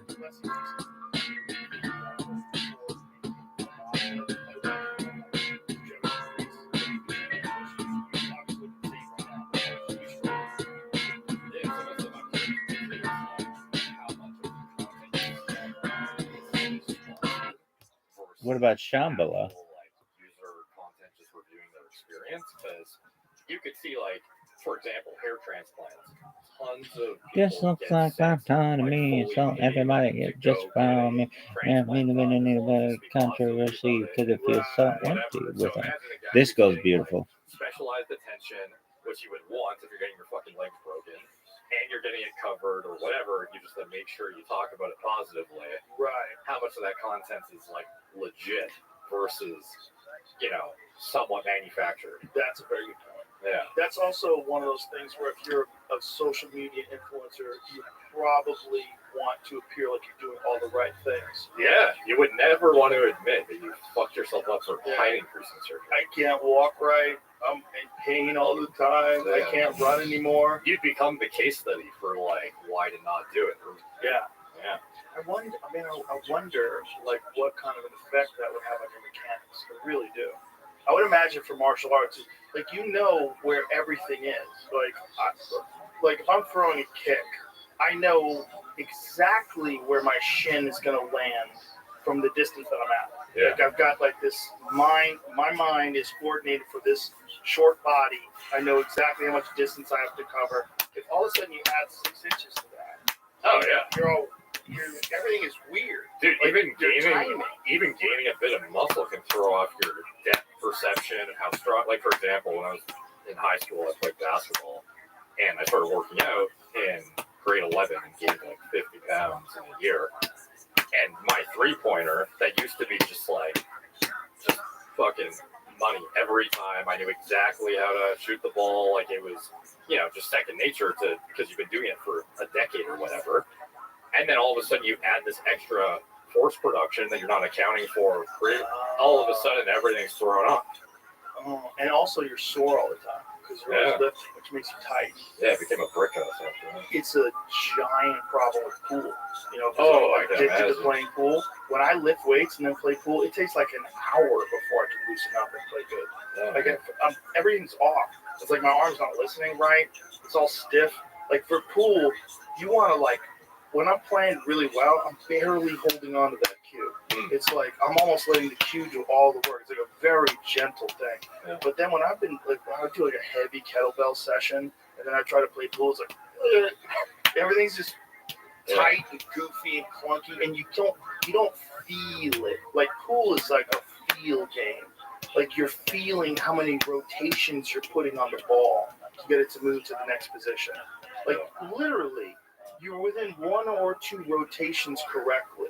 Yeah. And that's the difference between getting into an area where you can make the next shot or not. Yeah. So it's all feel. Like these guys, like Fedor Gorst, who's like one of the best players in the world, he changed cues. He changed cue companies. The same weight, the same taper, the same tip millimeter, and he said his shot was about 10% off. He was 6 to 10% off.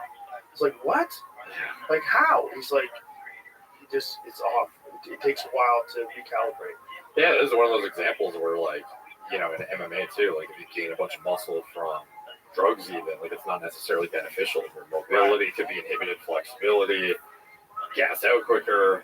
Even in BJJ, it's you can sauce to the tits, but it might not be helpful to the capacity you can actually push it. Right. You might gas out quicker. All of a sudden, you can't do things that you used to do.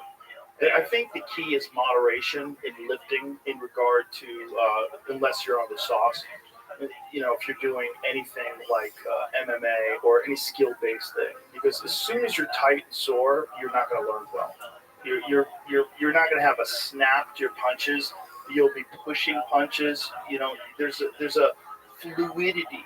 Like some of the hardest techniques almost look effortless because there's a fluidity to it. Like if you're landing a kick, for example, like a hard kick, like a spinning back kick, like what John Jones knocked out Steve Miocic with. There's a dance going on with your nervous system, with all your muscles moving in coordination. If you think of how complex that movement is, right? He's standing like this sideways, and he's looking for them. And at the right moment, he pivots on the ball of his foot, turns his heel towards the person, rotates his entire body this way, and shoves his leg forward, pushing off his back leg with all of his weight. And there's a timing. You don't want to hit him here, and you don't want to hit him at the end of it. You want to hit him right in his sweet spot. So you've got to know your foot on extension is going to be properly distanced from his rib cage in order for you to get maximum force. And it's all happening in a fraction of a second. It's boom! And when it lands, it's like getting hit by a fucking car. And if you time it, but it's a dance. And if you here you see him do this. Look at this. Fucking dance, man. Watch this. Look at that turn. Boom! I mean, it's perfection. I had a feeling that if anyone could appreciate this, it would be, you for sure. Yeah. This is like your signature, right? Oh, that's my specialty kick. Yeah. That's yeah. So Not that everyone is impressed by it, but like I knew you would see it as like. I was so hyped up for it because I always wondered why more people don't throw it. And that's also the same kick that Max Holloway landed on Justin Gaethje at the end of the first round. He fucked him up at the end of the first round with a spinning back kick to the face, which is a crazy kick to take in the fight. Sick fight. But you know, Stipe is one of the toughest guys to ever walk the face of the earth. For him to go down like that, look at the force. Look at the force. Boom! I mean, his rib went in. Like, look how deep it goes in.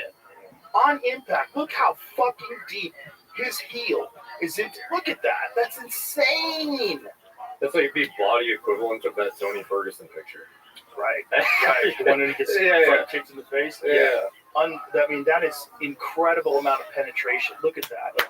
I mean, all of his organs just went in shock right there. And if he was on the other side, it would be even more devastating. Because that's not even the side where the liver is. That's just general organ trauma, you know? And he just can't take it. He just goes down, and then that's a wrap. So what happens when Aspinall fights John Jones? I gotta hope the fight. I want to know. Gotta happen. Here's a question with Aspinall. What happens with Aspinall in the second round? Like, you want to talk about a guy who sprints. Yeah. You want to talk about a guy who's fast twitch. Aspinall's one of the fastest heavyweights. He might be the fastest heavyweight in the history of the sport. I don't think Average might be best looking chick on here right now. All of us Korean. Whatever. It's fucking extraordinary.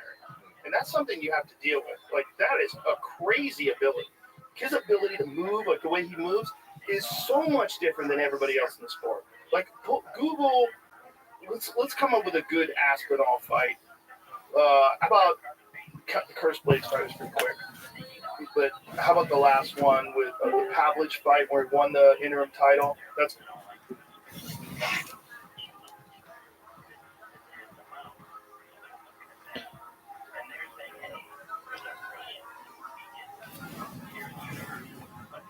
it's a good one.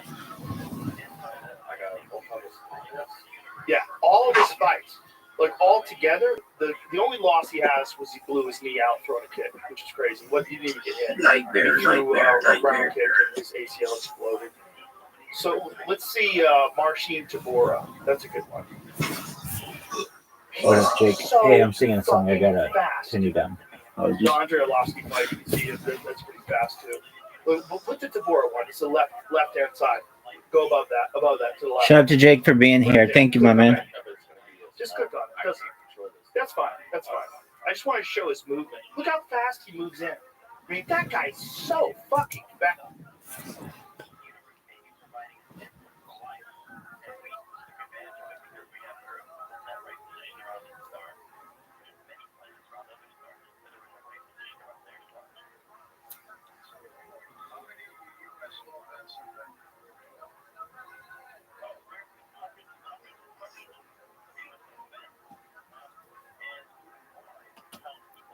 Hello, everyone. I'm Rabbi Rothschild.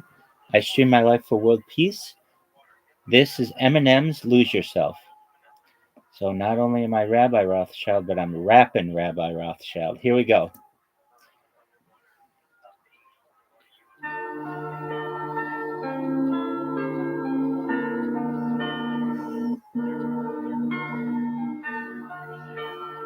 Shout out to wherever you are. Shout out to your friends and family. If you're going through a challenging time, know that we have confidence that you will overcome every challenge.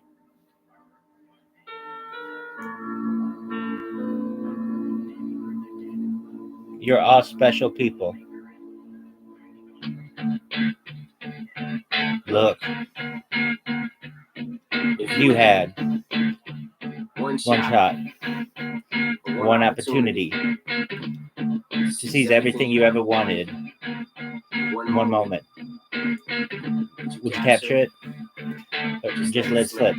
Yo, his palms are sweaty, knees weak, arms are heavy. There's vomit on his sweater already. Mom's spaghetti, he's nervous, but on the surface he looks calm and ready to drop bombs. But he keeps on forgetting what he wrote down. The whole crowd goes so loud. He opens his mouth, but his words won't come out. He's choking. How? Everybody's joking now. The clock's run out. Time's up. Over. Wow. Back to reality. Oh, there goes gravity. Oh, there goes Rabbi. He don't ready. He won't. He don't go. He knows he don't have it. He knows. So back to the votes. It don't matter. He's dope. But he knows that he's broke. He's so stagnant. He knows he goes back to his mobile home. That's when it's back to the lab again. Yo, this whole rhapsody better go capture this moment and open yo. You better lose yourself in the music the moment you own it. You better never let it go. You only get one shot. Do not miss your chance to blow. This opportunity comes once in a lifetime. You better lose yourself in the music the moment you own it. You better never let it go.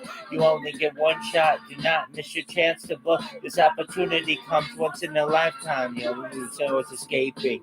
This hole that is gaping. This world is mine for the taking. Make me king as we move toward a new world order. A normal life is boring, but superstardom's close to postmortem. It only grows harder. Homie grows hotter. He blows us all over. These hoes is all on him. Coast to coast shows he known to the globetrotter. Lonely roads God when he knows he's grown father. Homie's own father. He goes home and Barry knows his own daughter. But hoes again, he goes to cold water. These hoes don't want him no more. These old products. Moved over in a schmo who goes over knows told his old nada. Knows his soap opera. He told it unfolds and suppose his old partner. But the beat goes on. You better lose yourself in the music the moment you own it. You better never let it go. You only get one shot. Do not miss your chance to blow. This opportunity comes once in a lifetime. You better lose yourself in the music the moment you own it. You better never let it go. You only get one shot. Do not miss your chance to blow. This opportunity comes once in a lifetime. The games I'm chased with two-dog rage. Saw this tablet fucking roof off to two-dog cage. I was playing in the beginning, the mood all changed. I've been chewed up and spit out and booed off stage. But if you right, they step right, the next cycle. Best believe somebody's paying the Pied Piper. All the pain inside amplified by the fact that I can't get by. My 9 to 5 and I can't provide the right type of family. My family can man these strength and all diapers. And there's no movie, there's no Mackay Pfeiffer. This is my life and these times are so hard. And it's getting even harder than a feed of my water. And C plus 30 young with a father and a prima donna, baby mama drama screaming on it very much to me to want to stay in one spot. Another day of monotony. I need to the point I'm like a snail. I've got to formulate a plot. End up in jail with shot. Success is my only motherfucking option. Failure's not. Mom, I love you, but the trail has got to go. I cannot grow old in Salem's lot. So here I go, it's my shot. Beat, fail me not. This may be the only opportunity that I got. You better lose yourself in the music the moment you own it. You better never let it go. You get one shot, do not miss your chance to blow. This opportunity comes once in a lifetime. You're gonna lose yourself in the music the moment you own it. You better never let it go. You only get one shot, do not miss your chance to blow. This opportunity comes once in a lifetime. You can do anything you set your mind to.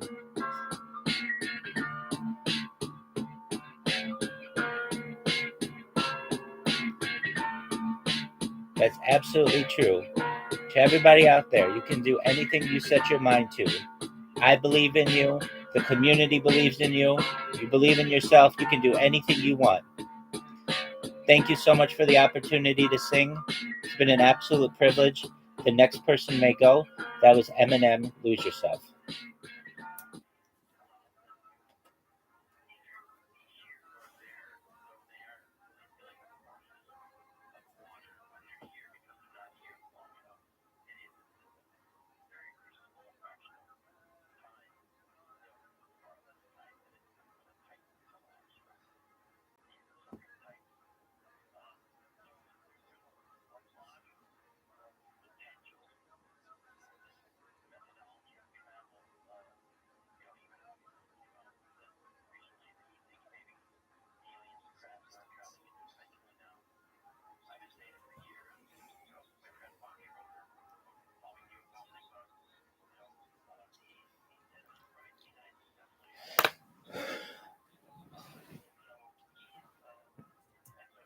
Fast.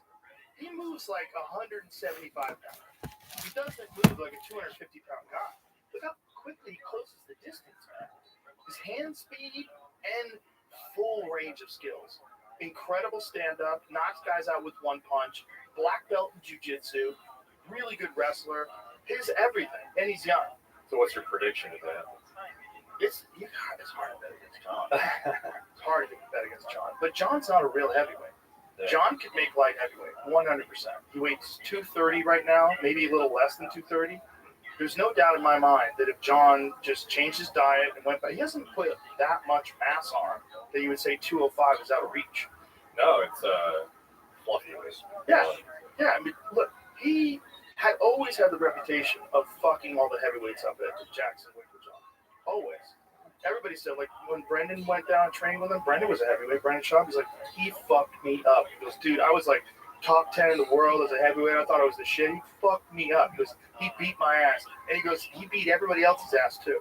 All the other heavyweights, ragdoll dudes way bigger than him. He's just a freak. His wingspan is like how much longer than his height, though, too. It's crazy. Like, yeah, it's insane. Crazy reach, and also just skillful. Yeah. His skills are so rock solid in every way, shape, or form. His stand-up, his submissions, he's crazy strong. He's got just an insane mind for fighting. And would he blow out Pereira, you think, where it's not even a worthwhile? The problem is the ground. John is so much better on the ground. Like, the world's better, you know, and it takes so long to get really good on the ground. And we've seen Pereira get in trouble with guys on the ground that are nowhere near John's level. Nowhere near. John dominates everybody. He took down Daniel Cormier. Daniel Cormier is an Olympic wrestler. I mean, he's a fucking phenomenal wrestler. And John took him down. He took him down multiple times. He's a different dude, man. This is what we're talking about, like with genetics, right? There's some guys, they're just blessed. And then with John, it's blessed and his mind. It's not just, it's his personality, his, like, ruthless competitiveness. It's like he's not going to fucking lose. He's going to find a way to get you. And he's going to do it clever. He's not trying to take a bunch of punishment and stand and bang. He's not going to point the center of the octagon. Let's go right here. We'll stand right here. Never going to happen with John Jones. You're not getting none of that, son. You're getting knees to the gut. You're getting your knees kicked. You're getting fucking just laced up with elbows where your fucking head's bleeding. He's going to slowly dismantle you and find a way to submit you or punish you, beat you to death on the ground. But can he do that with a guy like Aspinall, who's a legit 255-pound natural who moves like he's 80 pounds lighter? He's a freak, man. Yeah. Aspinall's a freak. Like, I've seen a lot of heavyweight, even Francis, who's like the greatest, scariest power striker I've ever seen in the heavyweight division. No one's scarier than Francis. Francis does not move like Tom Aspinall. Tom Aspinall is significantly faster than every other heavyweight. That's a real problem. That's a real problem. But John has been used to fighting guys like Alexander Gustafsson, guys who are really fast at light heavyweight. So the speed is not going to be as much of an adjustment. Like, John's used to really fast people. He fought Lyoto Machida when Machida was in his prime. Oh, right. Machida was a lightning bolt, man. And he caught John a bunch of times. But the this thing of getting caught by Lyoto Machida is not like getting caught by 255-pound Tom Aspinall. It's pretty crazy being at the top of the sport for like 2 eras, essentially. No one like it. Yeah, like when I was like a fucking teenager watching UFC, it was like Lyoto versus him. You have like Mauricio Shogun fights. Yeah. He's 14 years at the top. Yeah. 14 years, and they're debating whether or not he's the pound-for-pound best fighter alive right now. Islam Makhachev currently holds that standing, and I think that is voted amongst experts. I think that's what it, air quotes, experts. Some of these guys don't know jack shit. There's guys who vote on this that literally have never rolled a day in their life, and that's a fact. But the meme's pretty funny, though, where it's like every time Dana says John Jones is the best, and they'll put it in front of like, it'll be like, I don't know, some obscene scenario. It'll be like somebody getting a terminal illness diagnosis or something, and then Dana White comes in and put John Jones as the best fucking fighter of all time. I want to make sure that what I said was accurate. Like, who does get to decide what the pound-for-pound list is? I believe it's MMA journalists and experts. Now, there's MMA journalists that I know that are really nice guys, and I don't want to say any names, but I know they never worked on a fucking day in their life. And they love the sport, and they cover it fairly, and they're very knowledgeable, and they're very good at reciting stats and understanding things. But how much do you really know? Ratings were generated by a voting panel made up of media members. See, that's a problem. Media members were asked to vote on who they feel the best top fighters in the UFC by weight class and pound for pound. A fighter is only eligible to be voted on if they are active status in the UFC. Now, this is not to disparage any of these media people. Like I said, I love them. I'm friends with a lot of them. They're great guys. There's no way you absolutely understand someone's ability, especially when you're talking about pound for pound, unless you've done martial arts. I just don't think I can, like when John threw that kick, I see that kick and I go, that was beautiful. That was beautiful because I know how kicks, I know what's supposed to happen. You're just guessing. You're guessing on what. So you've never done that on somebody. If you've never done that, you don't know how beautiful that is. You don't really get it. You kind of get it, but you get it the way I get flying a plane. I don't fly a plane. I kind of see they pull the lever. That guy did a great job flying that plane. Look how he landed. Perfect. I don't know what's really going on, But when it comes to martial arts, I know what's really going on, And when you look at a guy like John Jones, I don't think you can make a greatest of all time complete argument. The way I like to look at it, I say, who had the highest expression of martial arts excellence during their prime? Like what? I don't mean the entire career. I don't mean that. I mean when they were hot. Like when Anderson Silva was hot. How good was that? Was that better than anything that ever existed? Because I think it might have been. And that's what I look at when I look at like pound for pound best. So the argument is John Jones has had some really close fights. He's had like split decision fights that he won. A lot of people thought that, some of his fights could, like the Dominic Reyes fight, dude, that was could have easily gone to Dominic Reyes. Yeah. Easily. And I would not have been mad at that.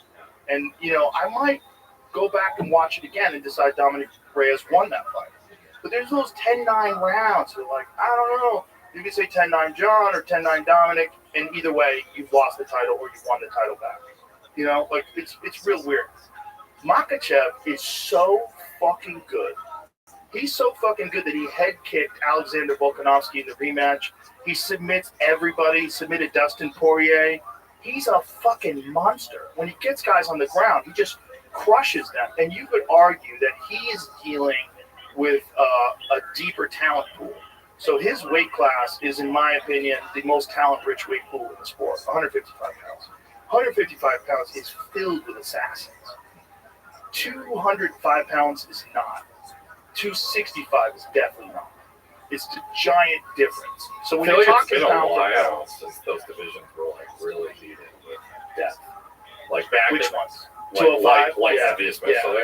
Yeah. It used to be like the fucking division to watch. Imagine though if Pereira was coming up when John Jones was the champion. That would be exciting. That would be exciting. Pereira's a different cat, man. Did you hear what Mark Goddard said to me in the fight after he fought Khalil Roundtree? Mark Goddard came up to me and goes, mate, the sound it makes when he hits them is ungodly. He goes, I've been doing this for 20 years. He goes, the sound he makes is just different. It's ungodly. He just kept saying that. He wanted to make a point to say this to me. He came up to me like immediately when I got into the octagon. It's like, the sound is ungodly. His power is so different. It's so, do you know, like Francis hit that punch pad and he got like 127 or whatever? Pereira got 190. Oh yeah, that. 190. Yeah. You know how crazy that is? With a kick, the highest I got was like 157. Some guy got like 190 with a kick. We're pretty impressed. I think some guy might have broken 200 with a kick. Some Muay Thai guy. Pereira did 190 with a punch. With a punch. Yeah. And it was after training. He just wallops this fucking thing. And they come out of nowhere. Like there's not really. There's no call. Yeah. There's no tell.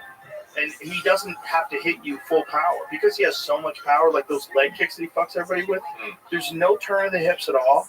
He's just slapping you, and all of a sudden you can't walk well. And then he's like marching you down, and it just takes one shot. His power is so crazy. Different than anybody else's. Because everybody gets hit on the chin. But when you get hit on the chin by that guy, it's like you can't get hit. You get hit, it's like everything is just like, you're like, what the fuck? You see it in their face. Yeah, I remember the first time I was here, we were talking about how this guy, Guerrero, is the only one who's ever beat Adesanya. Yeah. It's like this fucking assassin.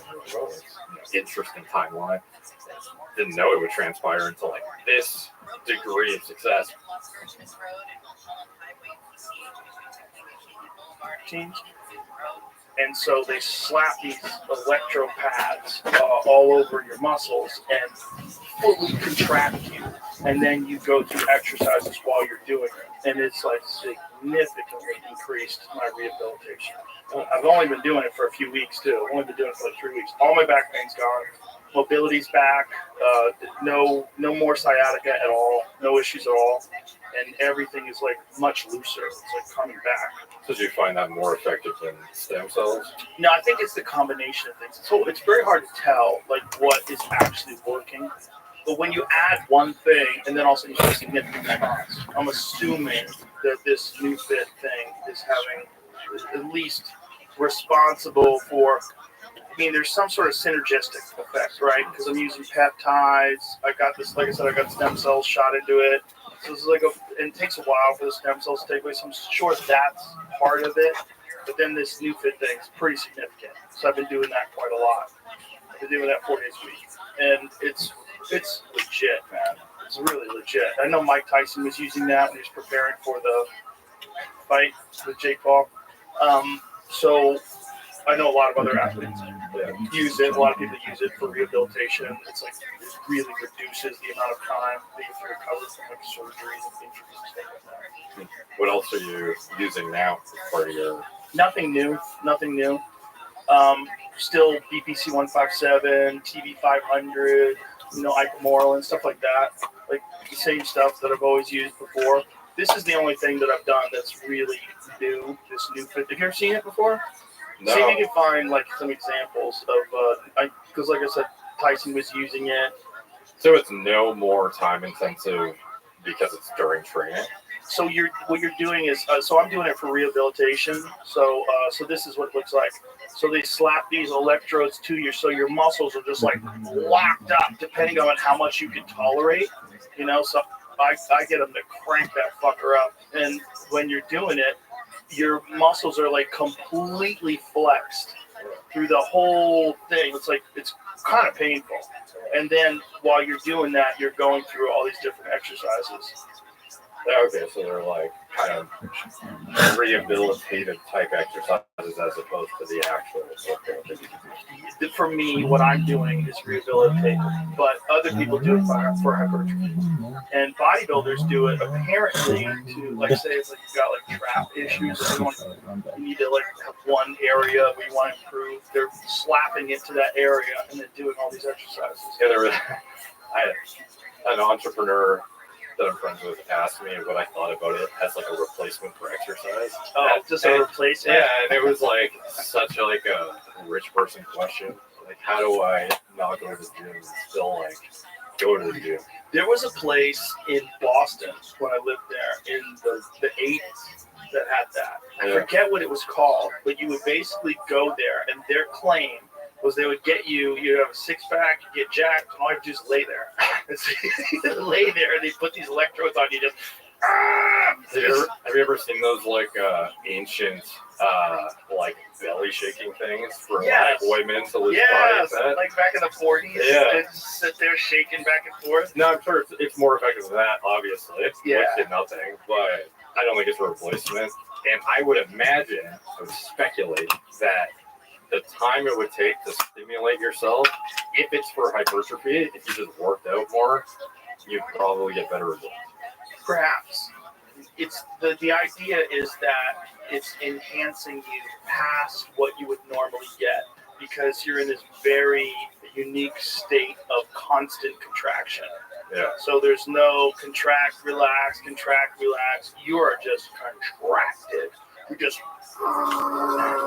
and then you're going through all these exercises. So you have to kind of force your way through the exercises while you're contracted. It's kind of difficult. I think if you were injured, it probably has a lot of viability, but I Yeah. would be highly suspect of it being used for like a guy trying to break a plateau who's a veteran lifter, for example. Right. Yeah. Yeah, I would agree. And no bodybuilders I know attribute any success to something like this. Right. Well, this guy was telling me that some bodybuilders use to target areas that they like have having difficulty, like maybe your calves. Yeah. Like people have a difficult time growing calf muscles. Most biggest nuisance of a body part genetically. It's calf. Well, look Yeah. at John Jones. That's the Oh, craziest yeah. thing. Yeah. Like one of the best kickers in the sport. No calves. They're like non-existent. Yeah, it's so genetically predetermined, seemingly, that you'll have guys who are top Olympia caliber bodybuilders, and if they haven't had calves for their whole career, they don't suddenly develop them, even though they obviously know how to train. And then people will shit on them and say, "You have no calves, bro." Like, learn how to train. It's like, this is my job. Do you think I don't know how to do a fucking calf raise? But they just won't grow. Yeah, like proportionally so, they lag behind significantly, and it's pretty obvious when somebody has a lagging body part when they're on stage.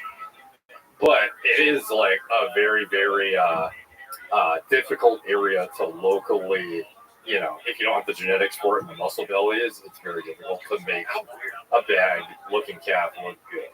It's weird because you get a guy like John where everything else is pretty big. Yeah. He's got big chest, big arms. And this is not to say don't train calves, because people get all riled up about, skipping leg days and stuff. Well, especially for performance. Like you certainly need strong calf muscles for performance. You can make them stronger. They just don't necessarily get aesthetically pleasing. Yeah, there's definitely ways to optimally train them that maybe not everyone does. But in general, like, it seems like if they're lagging behind for you, it's pretty difficult to bring them up. Yeah. It's like one of the worst offenders. Is there anything else like that? Any other body parts that are like notoriously difficult to train? That's a good question. Probably, there's probably something that I'm not thinking. I don't know. Neck, maybe? But that's pretty easy to train, actually. It's just not many people do it. Well, neck, you gotta be careful though. I use an iron neck, which I really believe in.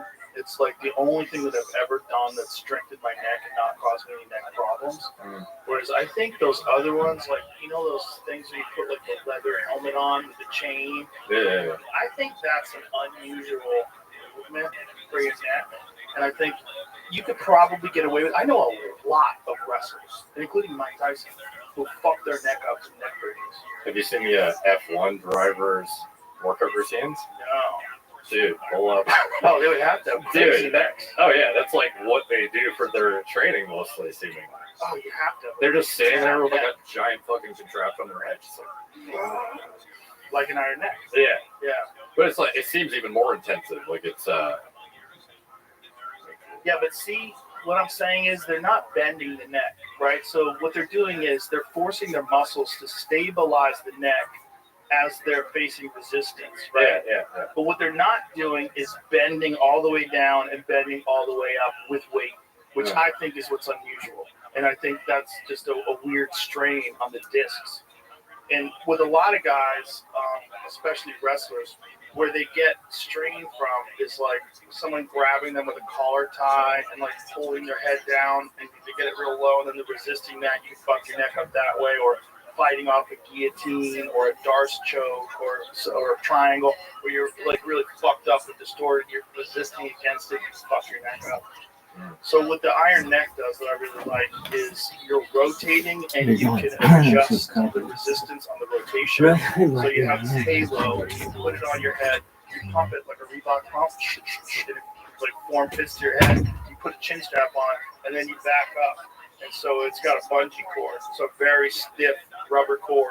And as you're pulling back, you have a lot of resistance this way. And then you could rotate, and then on the rotation, you can adjust the resistance. You can make it more difficult. But you're never doing any of this stuff. And I think this stuff is where, at least from what I've seen, people get hurt. Especially neck bridges. Neck bridges where your whole body and you're doing all this and you're rolling. Like Tyson, you ever seen Tyson's neck bridge routine when he was younger? No. Well, Tyson had a 20-inch neck. Yeah. 20 inches. You know how crazy that is? His neck would start at the top of his head. When he was young, I mean, he had a fucking massive neck. But it's one of the reasons why he was also so good at taking a punch. Because his head didn't snap around. Like, look at his neck when he was young. That neck is crazy, dude. That's like crazy. Parallel with his head. Yeah, like see, look at this is what he would do every day in training. Holy shit, that is. Yeah. But this wrestler bridge does strengthen your neck, but at a cost. And I don't think it's at a cost for everybody. I think it probably can be done safely, but I think you probably have to scale up very slowly, very carefully, and make sure that you have the supporting tissue and strength around that to not compromise your discs. You know, like when you're in these weird positions, like you're never supposed to have all, you know, at least bridging with like 60% of your weight sideways on your neck like this, and then roll it over the side, then roll it over the side, while you're putting all the weight on the back of your head or on your forehead. That's just crazy. Yeah. Oh yeah, I would. That would fucking sketchy. Yeah. Well, Mike had to get neck surgery. Yoel Romero, like I said, had his whole neck fused. His neck doesn't. You ever see him run? No, but probably looks hilarious. See, find the video of Yoel Romero sprinting. It's nuts. His neck doesn't move. It's like this. It's like a robot. Like a Terminator. But it's also why Yoel can take crazy punishment. Like Yoel got head kicked once by, I think it was Derek Brunson head kicked him, and he didn't even move. Like, look at him run. So his neck doesn't move. His entire neck is completely fused.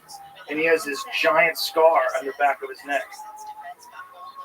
He's a freak, though. Did you ever get the impression that if he just like threw himself into the fire more in fights, he probably would have won a lot more? I don't know. I don't know if you can keep that kind of muscle mass and have the kind of cardio that you need to throw yourself into the fire more. Because it was kind of hard to tell if he was gassed sometimes. Right. And then he would all of a sudden burst out. Exactly. That Costa Romero fight is still, to this day, one of my favorite fights ever. Mm. And I don't know, man. Like, it almost, a lot of the Romero fights, it seems like if he just started swinging and going in there, that he might be able to take out a lot of dudes that he just let go to decision. Perhaps, but you have to like know how much gas you have in the tank, and only he knows. And that style that he has is a style for someone who's very explosive. It's very smart because you don't just explode and keep going. You won't last. You last 2 minutes and you'd be dead. Yeah. So what he does is like he looks like so relaxed, and then he explodes on you. And when he explodes on people, they don't see it coming because he's lulled you into this false sense of security by this slower speed that he moves at. Like, did you ever see his knockout of Chris Weidman?